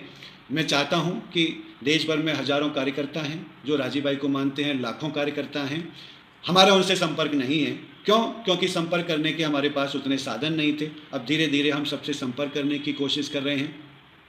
सेवाग्राम राजीव भाई की कर्मभूमि है और आप जानते होंगे जानबूझ के राजीव भाई ने सेवाग्राम को अपनी कर्मभूमि बनाया है, सिर्फ इसलिए कि यहाँ से एक ज़माने में स्वदेशी आंदोलन खड़ा हुआ था। आज फिर से स्वदेशी आंदोलन खड़ा होगा तो सेवाग्राम से खड़ा होगा। दूसरी ज़मीन में इतनी ताकत नहीं है कि ये आंदोलन खड़ा कर सके, क्योंकि विचार एक बहुत बड़ी ताकत होता है किसी भी आंदोलन को खड़ा करने के लिए। इसलिए हम तो सेवाग्राम में बैठे हुए, आप सेवाग्राम को इतना हल्के में मत लीजिए।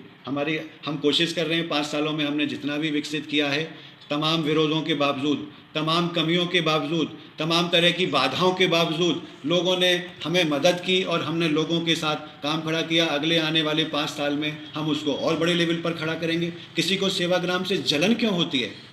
आपको लगता है कि आप कर सकते हो तो आप ऐसे 10 सेवाग्राम खड़े करके दिखाइए, हमें तो खुशी है, किसी से हम मना थोड़ी करते हैं। ताकत है तो करके दिखाइए। बातें करने से काम नहीं होगा, भाषण करने से काम नहीं होगा। और मैं आपको बार बार कह रहा हूँ कि भाषण करना बंद करें। राजीव भाई ने इतने व्याख्यान दिए हैं और आज भी फैला रहे हैं, आज भी व्याख्यान कर रहे हैं। हमको व्याख्यान करने की जरूरत नहीं है, हमको नेता बनने की जरूरत नहीं है, हमको कार्यकर्ता बनना है। हमको कार्यकर्ता चाहिए, नेता नहीं चाहिए। नेता तो एक है हमारे पास। इसलिए मैं सबसे अपील करता हूं कि आप राजीव भाई को सुनो और सुनाओ। जितना ज़्यादा सुनोगे सुनाओगे उतना ज़्यादा राजीव भाई से ज़्यादा कन्विंसिंग पावर किसी के पास है नहीं है किसी के पास। जब किसी के पास नहीं है तो हमें तो जितना ज़्यादा फैलाना है हम फैलाएंगे, जितना ज़्यादा काम करना है करेंगे। हम क्यों किसी को रोकेंगे? लेकिन अगर हमें अब एक बड़ा संगठन बनाना है, एक बड़ी आइडियोलॉजी खड़ी करनी है, तो हमें राजीव भाई को एक बहुत संगठित तरीके से, राजीव भाई को एक बहुत सुनियोजित तरीके से आगे लेकर जाना होगा। अगर हम उनको आगे लेकर नहीं जाएंगे, खुला छोड़ देंगे, मुझे तो बहुत दुख होता है कि पूरे देश भर में हमारे जितने भी महापुरुष हैं, सभी महापुरुषों को अपनी अपनी पार्टियों ने अपना अपना बना लिया है। महापुरुष भी पार्टियों में बंट गए या पार्टियों ने महापुरुष को बांट लिया है। महात्मा गांधी कांग्रेस के हो गए, सावरकर भाजपा के हो गए। अरे जो देश के हैं वो सबके होने चाहिए। ज्योतिबा फूले बसपा के हो गए, जिन्होंने देश को आगे लाने का काम किया, समाज को आगे लाने का काम किया। हमने उनको पार्टियों में बांट दिया। हम इसलिए चाहते हैं कि राजीव भाई को बहुत सुनियोजित तरीके से लेकर जाना है। राजीव भाई सिर्फ स्वदेशी के हैं, किसी पार्टी के नहीं हैं, ना होंगे। स्वदेशी को मानने वाले जितनी ताकत होगी देश भर में, राजीव भाई उसके होंगे, चाहे वो कहीं के भी हों, कैसे भी हों। इसलिए हम एक बहुत बड़ी कल्पना लेकर आप सब लोगों से अपील करना चाहते हैं कि हम इस बड़ी कल्पना में सहभागी हों। हो सकता है मैं आपको जो बात कह रहा हूँ वो मैं आपको समय लगे समझाने में या दिखने में समय लगे, लेकिन हम अगर 20 साल आगे के सपने आज देख रहे हैं और काम शुरू करना चाहते हैं तो मुझे लगता है कि हमें आप सबका समर्थन चाहिए होगा, आप सबके आशीष चाहिए होंगे, आप सबकी शुभकामनाएं चाहिए होंगी, तो ही हम उन काम को आगे बढ़ा सकते हैं। मैं फिर से अंत में जितने भी लोग हैं जो टीका टिप्पणी करते हैं, दूसरा मैं फेसबुक पर बहुत ज़्यादा टीका टिप्पणी नहीं करता, क्योंकि फेसबुक पर इस्तेमाल करने वाली जो भाषा है वो इतनी अभद्र होती है, इतनी खराब भाषा होती है कि मैं उसका जवाब ना देता हूँ, ना दूंगा जीवन में कभी भी। कितना भी फेसबुक के ऊपर कोई भी बोले, मैं तो अपनी सौम्य भाषा के साथ और सभी कार्यकर्ताओं से अपील करूंगा कि अभद्र भाषा का इस्तेमाल जो भी करता है उसकी एक भी बात का जवाब नहीं दिया जाना चाहिए। नहीं देते हम बात का जवाब। कोई हमको गाली में बात करेगा, हम क्यों देंगे? और गाली में बात करने का अधिकार किसी का भी नहीं है। आपको अगर बात करनी है तो सभ्य भाषा में करिए, नहीं तो मत करिए। हम जवाब देने के लिए मजबूर नहीं हैं, ना जवाब देंगे। हम एक सभ्य भाषा में बात करेंगे। राजीव भाई के जितने फॉलोअर हैं, मैं उनसे अपील करूंगा कि कोई भी हो, चाहे आप किसी से भी बात करें, एक स्वदेशी के कार्यकर्ता को भाषा की सौम्यता तो रखनी पड़ेगी। बिना उसके आप कोई बड़ा देश नहीं बना सकते। ये गालियां देके या इस तरह की निंदा स्तुति करके आप देश नहीं बना सकते। इसलिए मैं फिर से आपसे अपील करूंगा कि जो भी है आप एक शांति से बात करें, शांति से बात समझें, मुझे कन्विंस करें और आप कन्विंस हों। हम अगर आपस में एक दूसरे से कन्विंस नहीं होंगे तो कोई संगठन नहीं चलता। आपसी विश्वास रखना पड़ता है, आपसी बातें करनी पड़ती हैं, तब संगठन चलते। आपको विश्वास नहीं है तो संगठन नहीं बनेगा। विश्वास रखना पड़ता है। ईश्वर पत्थर में है, आप विश्वास करते हो इसलिए पत्थर में ईश्वर को मानते हो। आपकी मर्जी है, आप उसमें ईश्वर मानो या ना मानो, पत्थर तो वैसा ही है। आपका विश्वास है, आपको विश्वास बनाना पड़ेगा। पत्थर तो जहाँ है वहीं रखा हुआ है, लेकिन चूंकि आपका विश्वास है कि उस पत्थर में देवता है, इसलिए वहाँ पर आप देवता मानते हो। इसलिए आपको पूरे संगठन के ऊपर, पूरी टीम के ऊपर विश्वास करना पड़ेगा। चीज़ें होंगी, चीज़ें जाएंगी, गलत डिसीजन होंगे, सही डिसीजन होंगे, सभी आंदोलनों में होते हैं, सभी जगह होते हैं, ऐसा थोड़ी कि नहीं होते। लेकिन अगर विश्वास आप रखेंगे कि हम एक बड़ा काम खड़ा कर सकते हैं या बड़ा काम करने जा रहे हैं, आप विश्वास करें तो भी हमें तो करना है, हम तो करेंगे इन कामों को। आप विश्वास करें तो बहुत अच्छा, नहीं तो एकला चलो वाली नीति भी है। रविन्द्रनाथ टैगोर ने भी कही, गांधी जी ने भी कही, दुनिया के सारे महापुरुष कह गए हैं कि भाई आप अकेले हो तो अकेले चलो, आपका विश्वास होना चाहिए। मैं आपको इतना विश्वास दिला सकता हूं कि मैं अकेला होऊंगा तो भी लगातार अगले पूरे जीवन तक राजीव भाई का काम करूंगा, हिलने वाला नहीं हूं। मैं किसी दूसरी लाइन में जाने वाला नहीं हूं, मैं किसी दूसरे गुरु घंटालों के साथ जाने वाला नहीं हूं। मैं सिर्फ और सिर्फ राजीव भाई को लेकर काम करूंगा, उतना मेरा अधिकार है और मैं पूरी ताकत से करूंगा। हाँ, मेरे स्वभाव में बहुत ज़्यादा कड़कपन नहीं है, लेकिन मैंने कुछ गलत शब्द बोले हों आपको तो माफ़ी चाहूँगा, ऐसा नहीं है। लेकिन मैं सबको साथ लेके चलना चाहता हूँ, कोशिश करता हूँ साथ लेके चलूँ। अगर सामने वाला साथ चलना चाहे तो, अगर कोई साथ ना चलना चाहे, अपने अपने झंडा बैनर लेके चलना चाहें, अपनी अपनी दुकानें लेकर चलना चाहें, मुझे कोई आपत्ति नहीं है। मैं फिर भी अकेला रहूँगा तो भी चलूँगा। इसलिए मैं अपने विश्वास कर रहा, अपने ऊपर मुझे विश्वास है, अपने लाइन लेंथ पर विश्वास है, अपने टारगेट पर विश्वास है मुझे। मैं 25 साल 30 साल और खपा दूंगा, लेकिन इसी काम को लेकर आगे चलूंगा। जो भी साथ आएगा उसका स्वागत है, नहीं तो जितनी मेरी शक्ति है, जितनी क्षमता है उतना करेंगे। ईश्वर जरूर मदद करेगा, राजीव भाई जरूर मदद करेंगे। अंत में विनोबा जी का एक किस्सा कह के मैं आपको अपनी बात ख़त्म करता हूँ कि एक बार विनोबा जी कहीं टहलने जा रहे थे तो उनको दिखाई दिया कि एक छोटे से गड्ढे में एक छोटा सा कीड़ा बार बार ऊपर आने की कोशिश कर रहा था। कोई छोटा सा कीड़ा था, और वो जैसे ही ऊपर आता था वो नीचे गिर जाता था, फिर ऊपर आता था फिर नीचे गिर जाता था। वो लगातार 20-25 बार कोशिश करता रहा लेकिन ऊपर नहीं आ पा रहा था। तो विनोबा जी ने एक छोटा सा कागज़ लिया और उस कीड़े को उठा के बाहर कर दिया।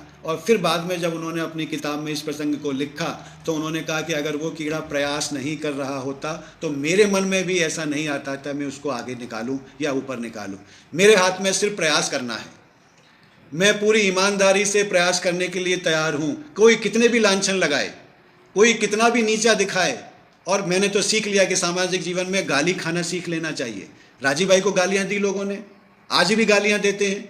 कौन ऐसे मैं आपको एक नहीं सैकड़ों नाम दे सकता हूँ कि राजीव भाई को गालियाँ दी थी और आज भी देते हैं गालियाँ। तो क्या राजीव भाई अपना काम बंद कर दें? मुझे भी गालियां देते हैं, आज भी देते हैं, कल भी देंगे, आगे भी देंगे, तो भी मैं अपना काम बंद करने वाला नहीं हूं। ऐसे हजारों गाली देने वाले आएंगे और चले जाएंगे। मैं तो अपने काम पर लगा हूं, अपने साथियों की मदद से ईश्वर जिनको भेज देगा उनके साथ काम करूंगा। राजीव भाई जिसको भेज देंगे उनके साथ काम करूंगा, नहीं तो जितनी ताकत होगी उतना काम तो मैं करूंगा और इस काम से मैं पीछे हटने वाला नहीं हूं। कोई कितना भी गाली दे, ठीक है, जिसको लगेगा कि प्रदीप भाई के साथ काम करना है करे, जिसको नहीं लगेगा, जिसको अपने अपने नेता चुनने हों चुन लें। जिनको मेरे साथ काम करना है, सेवाग्राम के साथ काम करना है, साथ कर ले। साथ आ जाएं तो ठीक है, नहीं आ जाएं तो ठीक है, काम तो करना है। मैं इस काम को छोड़ने वाला नहीं हूं अगले 25 सालों तक। इसलिए आपको मुझ पर विश्वास करना होगा, करना चाहिए। समय दीजिए, हो सकता है कि 10 साल में आपको विश्वास आए, 20 साल में विश्वास आए। जब एक काम शुरू होता है तो किनारे खड़े देखने वाले बहुत सारे लोग होते हैं, आपका साथ देने वाले बहुत कम लोग आते हैं। उनको लगता है और 1 साल बाद देखेंगे तब साथ जुड़ेंगे, और 1 साल बाद देखेंगे सब साथ जुड़ेंगे। कोई दिक्कत नहीं, आप पूरा समय लीजिए, विश्वास करिए, धीरे धीरे जुड़िए, लेकिन जो भी जुड़ेंगे ईमानदारी से जुड़ें, विश्वास के साथ जुड़ें। राजीव भाई के कामों को आगे बढ़ाने के लिए विश्वास के साथ जुड़ें। मैं आपके साथ पूरे कंधे से कंधा मिला के चलूँगा, चलना चाहता हूँ। छोटी टीम होगी, अच्छा है, कोई दिक्कत नहीं, लेकिन पूरी ईमानदारी से हम इस काम को आगे बढ़ाएंगे। राजीव भाई के जो सपने थे, स्वदेशी ज्ञान विज्ञान, स्वदेशी कृषि, स्वदेशी व्यापार, स्वदेशी शिक्षा और स्वदेशी राजतंत्र, इन 5-6 विषयों पर हम एक बड़ी योजना बनाकर काम करना चाहते हैं। और बड़ी योजना बना के काम करेंगे तो हजारों लाखों लोग हमें लगेंगे। उनका ट्रेनिंग, उनका विचार, उनका प्रशिक्षण, उनका शिक्षण, कोई 1 साल में टीम खड़ी नहीं हो जाती। लोगों ने 70 साल लगाए हैं तब जाकर व्यवस्था परिवर्तन की बात होते हैं। तो हम भी एक लंबी यात्रा का काम करके शुरू कर रहे हैं, इसको शुरू किया है। अभी तो 2-4 ही साल हुए हैं, लेकिन अगले 40 साल की व्यवस्थाएं हम बना के चलेंगे। दूसरा, हम सबकी इच्छा है कि हम राजीव भाई का एक बहुत बड़ा स्मारक सेवाग्राम में बनाने जा रहे हैं, उनकी स्मृति का। जैसे विवेकानंद के कन्याकुमारी में विवेकानंद जी का स्मारक है, वैसे ही राजीव भाई के सेवाग्राम में, जहाँ उनकी कर्मभूमि, एक बहुत बड़ा स्मारक बनाने की योजना है। और हम उस योजना को अगले 2-4-5 सालों में पूरा करना चाहेंगे। देश भर के लोगों के साथ मिलके इस तरह का स्मारक बने, एक स्वदेशी स्मारक बने राजीव भाई का, जहाँ से लोग प्रेरणा लें और उस तरह के काम करें। और उसकी पूरी रणनीति बनाने में लगे हुए हैं। आप विश्वास करिए, भारत को स्वदेशी बनाने की लड़ाई के लिए ही सारे काम हो रहे हैं, और उन कामों को हम आगे एक अच्छे नियंत्रित ढंग से, एक अच्छे सुनियोजित ढंग से हम आगे लेकर जाना चाहते हैं। यही मैं आपसे कहना चाहता हूं। आपका बहुत बहुत आभार, बहुत बहुत धन्यवाद, शुक्रिया। वंदे मातरम। साथियों, वंदे मातरम। पिछले 3-4 दिनों से जो बहस चल रही थी, उस बहस में बहुत सारी बातें आपको समझ में आई होंगी, और मैं सबका धन्यवाद करना चाहूँगा कि इस बहाने आप लोगों से संवाद करने का मौका मिला और संवाद शुरू करने का एक रास्ता भी मिला। ट्रेडमार्क के विषय को लेकर मैंने 2 व्याख्यानों में आपको समझाने की कोशिश की है, 2 संवादों में आपको समझाने की कोशिश की है कि वह किस तरह से काम करेगा, और थोड़ा सा और समझाने की कोशिश मैं आज आपको करूँगा। सबसे पहले तो इस पूरे विषय पर देश भर में जो भी हलचल चली, उस हलचल में जिन लोगों ने सेवाग्राम का समर्थन किया है, उनका मैं धन्यवाद करता हूं, और उनसे अपील करता हूं कि सेवाग्राम का समर्थन करने के बाद आपके कंधों पर और बड़ी जवाबदारी आ गई है। ये समर्थन सिर्फ प्रदीप दीक्षित का नहीं है, ये समर्थन पूरे काम का है, पूरी जिम्मेदारी का समर्थन है। इसलिए आपको इस जिम्मेदारी में कूदना पड़ेगा और इस काम को आगे लगातार बढ़ाना पड़ेगा। जिन लोगों ने विरोध किया है वो भी हमारे ही लोग हैं, वो कोई बाहर के लोग नहीं हैं। उन्होंने अज्ञानता के वश में या डर की वजह से, या तो अज्ञानता है कि ट्रेडमार्क कैसे काम करेगा, क्या काम करेगा, या डर के मारे कि हमारे जो प्रचार प्रसार के माध्यम हैं वह बंद ना हो जाएं। इन दो डर की वजह से जिन्होंने विरोध किया है, तो हम उनको पूरी तरह से समझाने की कोशिश करेंगे, पूरी तरह से उनको कन्विंस करने की कोशिश करेंगे कि हम जो करने जा रहे हैं वो एक बड़ी दिशा और एक बड़ी लाइन लेंथ का काम है, तो शायद उनका विरोध भी कम होगा। लेकिन जिन्होंने द्वेषवश विरोध किया है या जिन्होंने लालच में आकर विरोध किया है, उसका तो हम कुछ नहीं कर सकते, उसको हम जिंदगी में कभी नहीं समझा सकते कि हम क्या करने जा रहे हैं। इसलिए जिन्होंने ईमानदारी से विरोध किया, अज्ञानता में विरोध किया, एक नैतिकता के नाम पर विरोध किया है, हम सब उनका हम सब उनको प्यार के साथ समझाने की कोशिश करेंगे और ये विश्वास दिलाने की कोशिश करेंगे कि जो भी हम आगे करने जा रहे हैं ये सिर्फ और सिर्फ राजीव भाई के लिए है, किसी के लिए नहीं है। हमारी जो दो रणनीति हैं वो बहुत सारे लोगों ने फेसबुक के ऊपर गालियां भी दी हैं, बहुत सारे लोगों ने अपशब्द भी कहे हैं, तो अपशब्द और गालियों का जवाब तो हम अपशब्द और गालियों से नहीं देंगे, ये हमारा संकल्प है। और हम सेवाग्राम में बैठे हैं, गांधी विनोबा की ज़मीन पर बैठे हैं। हमारा तो सिद्धांत है कि गाली का जवाब गाली नहीं होता है, अपशब्द का जवाब अपशब्द नहीं होता है। आप कितने भी अपशब्द बोलिए, कितना भी गालियां दीजिए, हम तो हमारा काम करेंगे और करके दिखाएंगे। हाँ, गाली और अपशब्द देने वालों को बहुत नज़दीक नहीं रखना चाहिए, ये ज़रूर। तुलसीदास ने कहा, निंदक नियरे राखिए। निंदकों को नियरे तो रखना, लेकिन कितना नज़दीक रखना है ये तय करने का अधिकार हमारा है। आलोचक होने चाहिए, लेकिन आलोचकों को कितना नज़दीक रखना है ये अधिकार तो हमारा है। जो टीम होती है उसमें निंदक नहीं होते हैं, निंदक हमेशा बाहर होते हैं। जो आलोचक होते हैं वो हमेशा बाहर होते हैं। टीम में तो एक मत से काम करने की भावना वाले लोग होते हैं। अगर एक मत से काम करने वाली भावना वाले लोग नहीं हैं तो कृपया करके उनको टीम में जोड़ना बहुत मुश्किल होता है। इसलिए हम हमारे जो पूरे विज़न में शामिल होना चाहेंगे उनको ही जोड़ना चाहेंगे। जो विज़न में जिनको अपनी अपनी दुकानें चलानी है, अपने अपने संगठन चलाने हैं, अपना अपना व्यापार चलाना है, या अपना गुरुवई चलानी है, जो गुरु बन गए हैं उनको अपनी गुरुवई चलानी है, हमें उससे कोई लेना देना नहीं है। हम तो सिर्फ और सिर्फ राजीव भाई को गुरु मानकर काम करते हैं और उन्हीं के नेतृत्व में काम करेंगे। ट्रेडमार्क को लेकर जो आगे की योजनाएं हैं हमारी, हम उनको इस रूप में छोटी सी छोटी बातें, दो आपके साथ शेयर करना चाहता हूं कि ये जो पूरा ट्रेडमार्क है राजीव भाई का, मैंने कल भी आपको व्याख्यान में बताया था कि राजीव भाई स्वदेशी के ब्रांड एम्बेसडर हैं और रहेंगे, कोई उनको उससे नहीं हटा सकता। अब वो अगर स्वदेशी के ब्रांड एम्बेसडर हैं तो उनका ट्रेडमार्क किस तरह से काम करेगा। हमारा पूरा उद्देश्य है कि जितना भी आप जानते हैं व्यापार में दो तरह की लाइन लेंथ होती हैं, दो तरह के लोग होते हैं। एक तो संगठित क्षेत्र है व्यापार का और दूसरा असंगठित क्षेत्र है। एक ऑर्गेनाइज सेक्टर है, एक अनऑर्गेनाइज सेक्टर है। तो हम जितना भी अनऑर्गेनाइज सेक्टर है उसको भी जोड़ने की कोशिश करेंगे और जो ऑर्गेनाइज सेक्टर है उसको भी जोड़ने की कोशिश करेंगे। स्वदेशी के दो पक्ष होंगे, एक ऑर्गेनाइज सेक्टर से आएगा, एक अनऑर्गेनाइज सेक्टर से आएगा। तो राजीव भाई का जो ब्रांड है वो पहले अनऑर्गेनाइज सेक्टर पर काम करेगा। ऑर्गेनाइज, जैसे अगर पूरे देश भर में तेल की घानी, कच्चे तेल की घानी, राजीव भाई के व्याख्यान को सुन के कम से कम 40-50 लोगों ने कच्ची घानी का तेल बनाने वाली मशीनें लगाई हैं जिनको मैं जानता हूं, लेकिन उनके पास कोई मार्केट नहीं है, उनके पास कोई व्यापार नहीं है, उनके पास कोई स्टैंडर्डाइजेशन नहीं है, उनके पास कोई लैब नहीं है। हमने सबसे पहले सेवाग्राम में लैब बनाने की सोचा है। पिछले 2 महीने पहले हमने 1.5 लाख रुपए के इंस्ट्रूमेंट मंगाए हैं जिनसे हम तेल के लिए परीक्षण की एक लैब बना रहे हैं।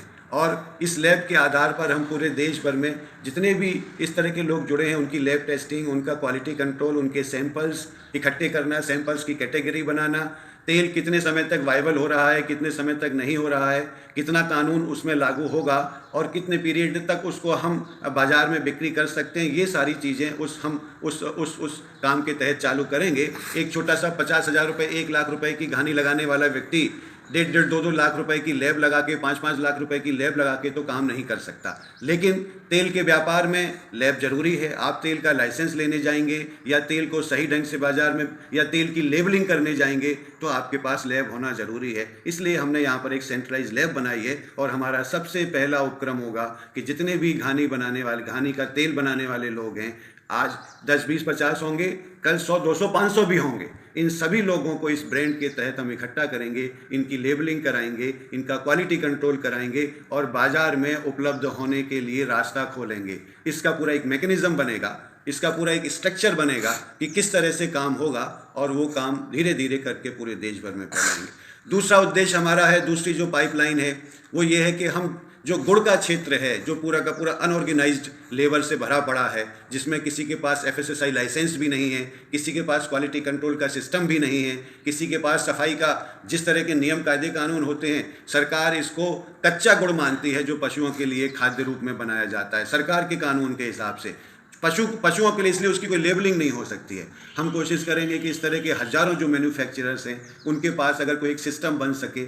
आज वो लोहे की कढ़ाई में बनाते हैं, कल को स्टील की कढ़ाई में बनाने लगे, जहाँ की सरकार बोलती है कि 316 ग्रेड के SS में नहीं, 316 ग्रेड का जो SS होगा उसके ही इंस्ट्रूमेंट यूज़ करने हैं। तो जो भी इस तरह के कहाँ पर उनको हम मदद कर सकते हैं, उनकी क्वालिटी कंट्रोल में कहाँ तक मदद कर सकते हैं, उनको सुधारने में, उनकी मैन्युफैक्चरिंग यूनिट को सुधारने में, इन सब का हम काम करके गुड़ का जो पूरी लॉबी है देश भर में जो अनऑर्गेनाइज सेक्टर में काम करती है उसको भी एक बड़ा बाजार उपलब्ध कराना चाहेंगे। और ये काम भी राजीव भाई के ब्रांड एम्बेसडर, राजीव भाई ब्रांड एम्बेसडर हैं, उस रूप में ही आगे होगा। जो उत्पादक हैं उनका अच्छा सुधार, और जो उपभोक्ता हैं उनके पास अच्छा सामान, इस तरह की योजना हम इस पूरे अभियान में लेकर चलना चाहते हैं और इसको आगे बढ़ाना चाहते हैं।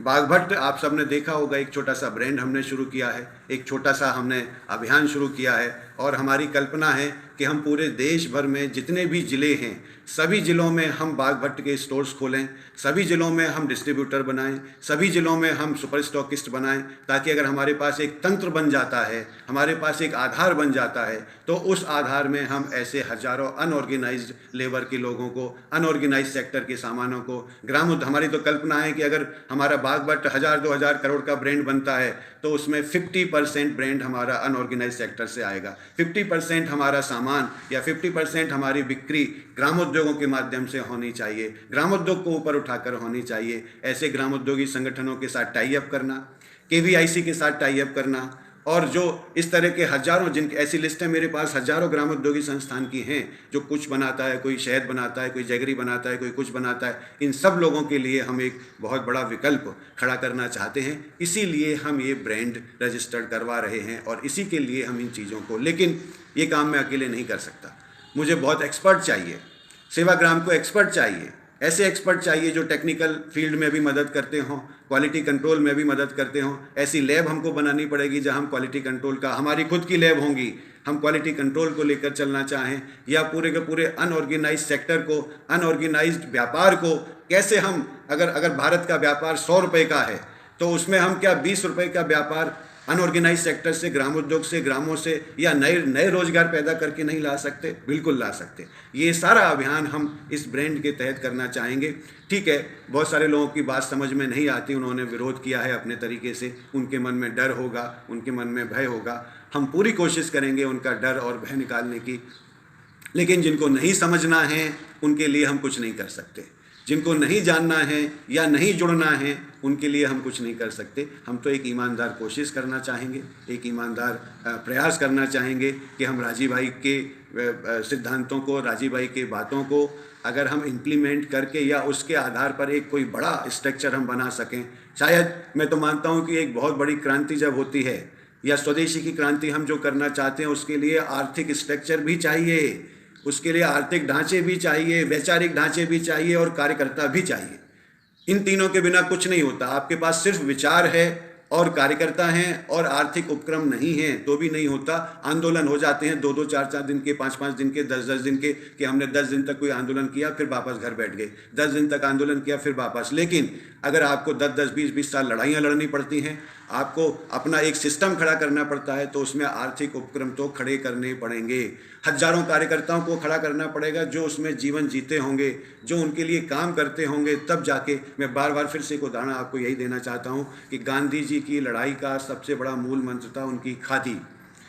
खादी के माध्यम से उन्होंने लाखों लोगों को खड़ा किया हुआ था गांव-गांव में। जब चरखा काटना होता था तो वो चरखा काटते थे, जब लड़ाई लड़नी होती थी तो लड़ाई भी लड़ते थे।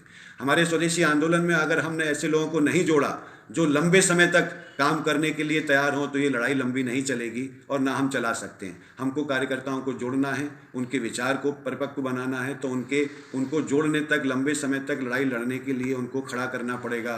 अगर हमको राजनीतिक लड़ाई भी लड़नी है तो कार्यकर्ता इसी में से आएंगे, कोई रेडीमेड कार्यकर्ता नहीं आ जाएंगे।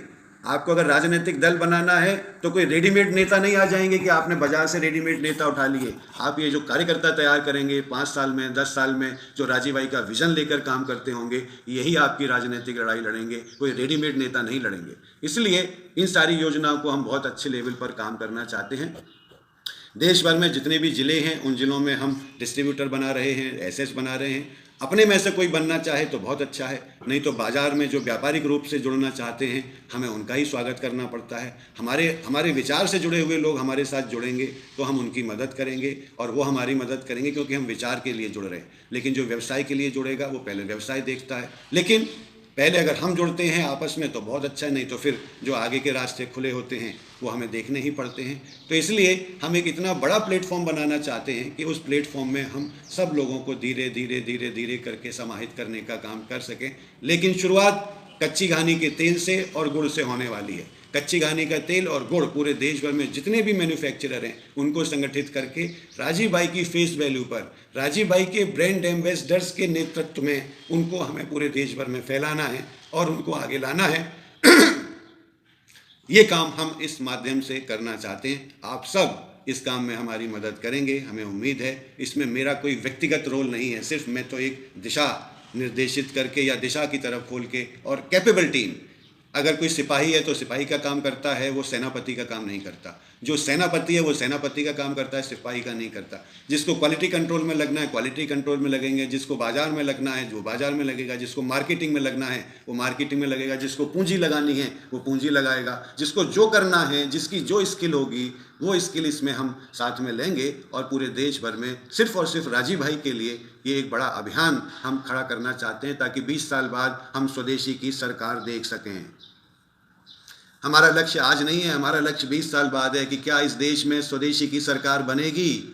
अगर कोई पार्टी स्वदेशी की सरकार बना सकता है तो बनाए, नहीं तो हम भी बनाएंगे, हम बनाएंगे, हम वो प्रयोग करके देखेंगे। इसलिए हम बहुत आगे की रणनीति को प्लान करके चलना चाहते हैं। हम अगर एक बहुत बड़ा प्लेटफॉर्म, स्वदेशी का प्लेटफॉर्म, स्वदेशी व्यवस्थाओं को बदलने का प्लेटफॉर्म अगर हम खड़ा नहीं करेंगे तो राजीव भाई सिर्फ एक विचार के रूप में रह जाएंगे, हम उनको इम्प्लीमेंट नहीं कर पाएंगे। ये सारा अभियान एक इम्प्लीमेंटेशन का है, एक तरीके से काम करने का है। उस तरीके को हम ईजाद करना चाहते हैं। इसलिए किसी को भी भय में आने की ज़रूरत नहीं है, किसी को भी डरने की ज़रूरत नहीं है। जो है अच्छा, ईश्वर हम सबकी मदद करेगा, राजीव भाई मदद करेंगे। आप सब जुड़ें हमसे। हमारे सेवाग्राम वर्धा के मोबाइल नंबर पूरे देश भर में फैले हुए हैं। हमारे ईमेल जो जुड़े हुए हैं वो पूरे देश भर में फैले हुए हैं। आप वेबसाइट से जुड़े हुए हैं, आप सीधे सेवाग्राम से जुड़िए, बीच में आने वाले बिचौलियों से मत जुड़िए।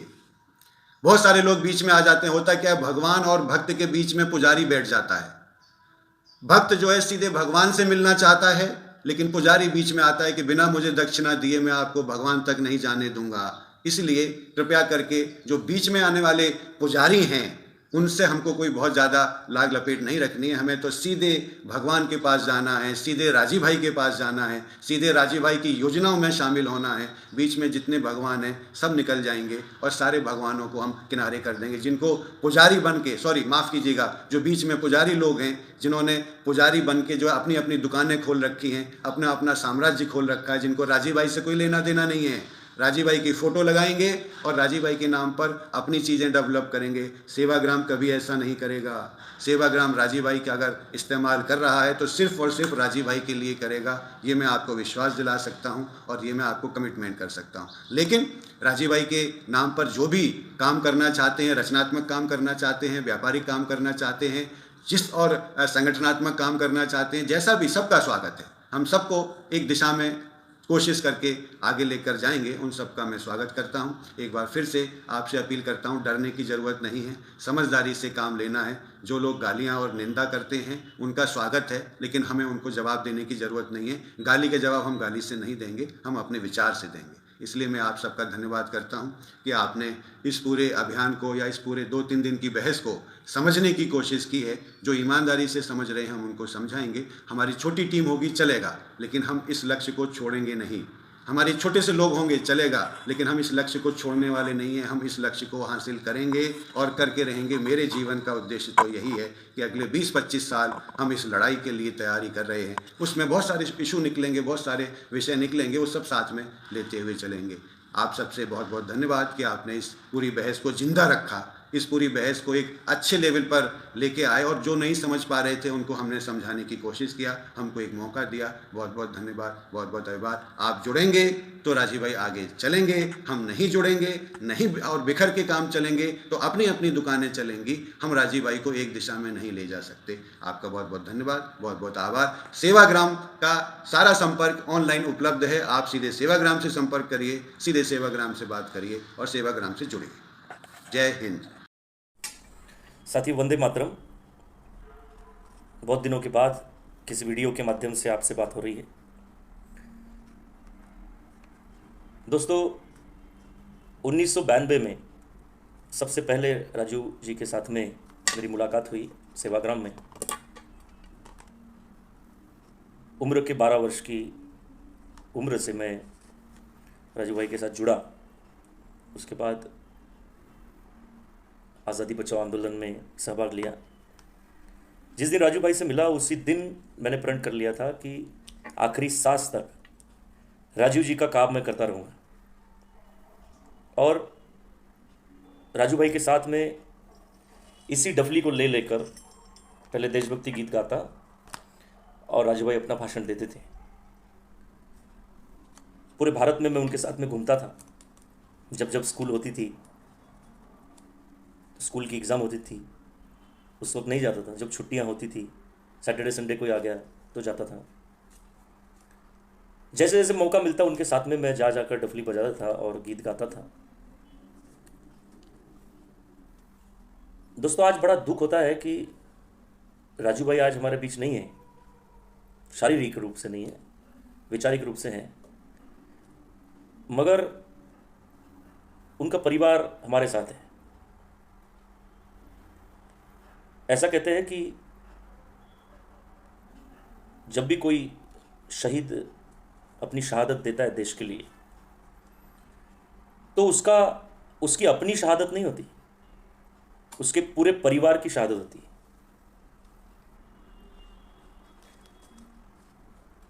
मैं आपसे जो बात करना चाहता हूं वो राजीव दीक्षित जी के परिवार की। क्या कभी आपने सोचा कि एक ऐसा व्यक्ति अपने घर से निकलता है, जवान अपने घर से निकलता है अपने माँ बाप को ये कहकर कि आज के बाद मेरा कोई भी अकाउंट या मेरा कोई भी हिस्सा अपने इस ज़मीन जायदाद में मत रखना, आज से मैं पूरी तरह से देश के लिए समर्पित हूँ। और वो निकलता है। उस राजीव जी का एक छोटा भाई भी है, एक बहन है, माँ बाप है। जिस जवानी में माँ बाप को ज़रूरत थी, उस जवानी में वो व्यक्ति घर से निकलते हैं राजीव भाई। पीछे लग जाते हैं छोटे भाई प्रदीप दीक्षित भी कि अगर भैया आप जाएंगे तो मैं भी आपके साथ आऊँगा। जिस तरह से राम भगवान वनवास के लिए गए, उस वक्त लक्ष्मण जी ने कहा कि मैं भी आऊँगा। राम भगवान ने कहा नहीं नहीं नहीं नहीं, आप जो है राजपाट संभालो, आप घर को संभालो, माँ बाप को संभालो। लक्ष्मण जी ने कहा नहीं, आप जहाँ जाएंगे वहाँ मैं भी आऊँगा। और वो निकलते हैं, दोनों भाई अपने माँ बाप को छोड़कर आंदोलन के काम करते हैं। जिस तरह से एक भाई राजू भाई जो है वो जा रहे हैं, स्टेज पर अपनी बात रख रहे हैं, धर्मपाल जी से मुलाकात होती है, सेवाग्राम में आना होता है, इलाहाबाद के आज़ादी बचाओ आंदोलन से जुड़े रहते हैं, वहाँ पर अपनी गतिविधियों में व्यस्त रहते हैं, सामाजिक गतिविधियों में व्यस्त रहते हैं, भोपाल गैस ट्रेजेडी में अपना सहभाग देते हैं। समझने आते हैं सेवाग्राम में धर्मपाल जी के पास में, अपना शहर छोड़कर, अपना गांव छोड़कर, माँ बाप से दूर, दोनों भाई आते हैं। बड़े भाई के साथ में छोटा भाई भी आता है। बड़े भाई स्टेज पर जाते हैं, अपने व्याख्यानों को रखते हैं। छोटा भाई कहता है कि प्रदीप भाई कहते हैं कि मैं बैक स्टेज का काम संभालता हूँ, मुझे स्टेज पर बोलना भी नहीं आता, आप बोलिए, आपको जो जो डॉक्यूमेंट्स की ज़रूरत होंगी, जो भी बैक स्टेज की ज़रूरत होंगी, जो भी आपको इसमें मदद लगेंगी कार्य में सामाजिक, मैं आपकी मदद करूँगा। सब छोड़कर आ गए। अच्छा, बड़े भाई अगर चले जा रहे हैं तो छोटे भाई ने घर पे रहकर माँ बाप की सेवा करनी थी, उसको संभालना था, अपनी पढ़ाई करनी थी, मगर पढ़ाई नहीं की। जैसे ही भाई आया, सब कुछ छोड़कर भाई के साथ में चले गए सब करने के लिए। अच्छा, कुछ गलती की गई। छोटे भाई का कर्तव्य है कि अगर बड़ा भाई देश के लिए जा रहा है तो छोटा भाई भी उसी में जाए, कभी स्टेज पर नहीं है। राजू भाई पूरे देश में घूमते थे। ये वही प्रदीप भाई है जिनको हमने देखा है कि ये बैक स्टेज में रहकर सारी व्यवस्थाएं राजू भाई की करते हैं। हम लोग संगीत भवन में सेवाग्राम में रहते थे, क्योंकि मेरा जन्म भी सेवाग्राम में ही हुआ, वर्धा में। हम लोग संगीत भवन करके एक जगह है जो सेवाग्राम आश्रम ने दी थी। धर्मपाल जी ने कहा था कि आप अगर भारत के इतिहास को समझना चाहते हैं तो आपको यहाँ रहना पड़ेगा। वो वहाँ रहे, दोनों भाई रहे, कुछ और कार्यकर्ता भी थे। मैं भी अपनी स्कूल ख़त्म करके जाता।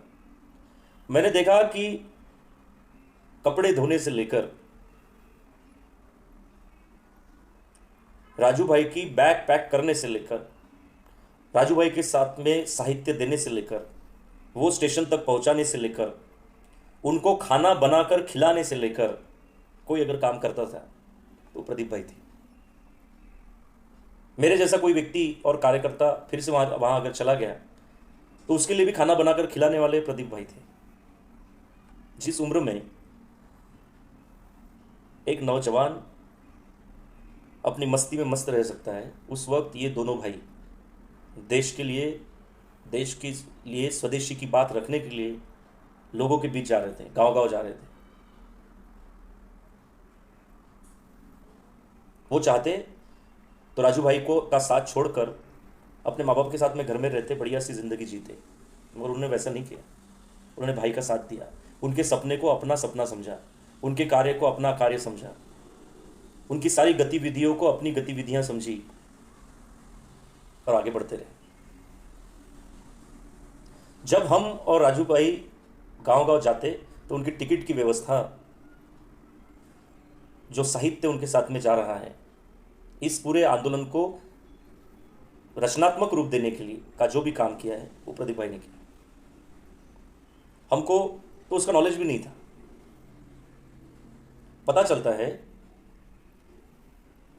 कि खादी का पूरा जो काम किया सेवाग्राम में, एक बड़ा काम खड़ा हुआ। पहले खादी जो है सिर्फ सफ़ेद कलर की ही मिलती थी, सफ़ेद रंग की, या एक दो कलर आते थे, मगर उसको और डेकोरेटिव करके पूरे देश में घूम घूम कर जो जुलाहे हैं, खादी का काम करते हैं, जो बुनकर हैं, धागा कहाँ से आता है, कपास कहाँ से आएगा, ये सारी चीज़ें खड़ी करके उन्होंने एक खादी का नया प्रकल्प शुरू किया।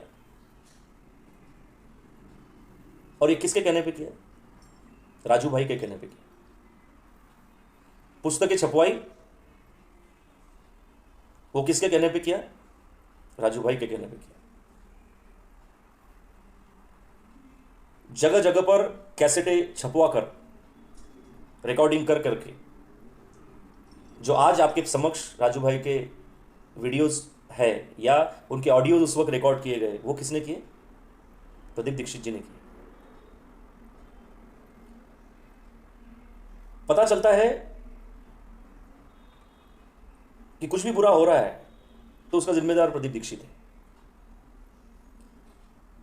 राजू भाई की शहादत हुई तो उसके जिम्मेदार प्रदीप दीक्षित है। 8 साल तक राजू भाई की हत्या की जांच नहीं हो पाई, उसके जिम्मेदार प्रदीप दीक्षित है। ये सब प्रश्न उठाने वाले लोग हैं कौन? ये वो लोग हैं जो चाहते हैं कि राजीव भाई के जाने के बाद उनकी कोई भी संपत्ति, चाहे वो वैचारिक हो, चाहे वो ट्रस्ट के रूप में हो, चाहे वो और भी हो, चाहे सपनों के रूप में हो, वो संपत्ति सिर्फ हमारी होनी चाहिए, उनके परिवार की ना हो, और खास करके प्रदीप दीक्षित की तो ना हो। ऐसा बोलने वाले लोग हैं। तो ऐसे है कौन जो चाहते हैं कि राजीव दीक्षित जी के बाद में उनके परिवार का कोई व्यक्ति या जो पुराने सब साथी हैं उनमें से कोई व्यक्ति फिर से कोई राजीव दीक्षित बन के ना निकले, हम वो सारी बागडोर ले लें और हमारा धंधा राजू भाई के नाम पर चलाते रहे। दोस्तों, ये ट्रस्ट जो बनी है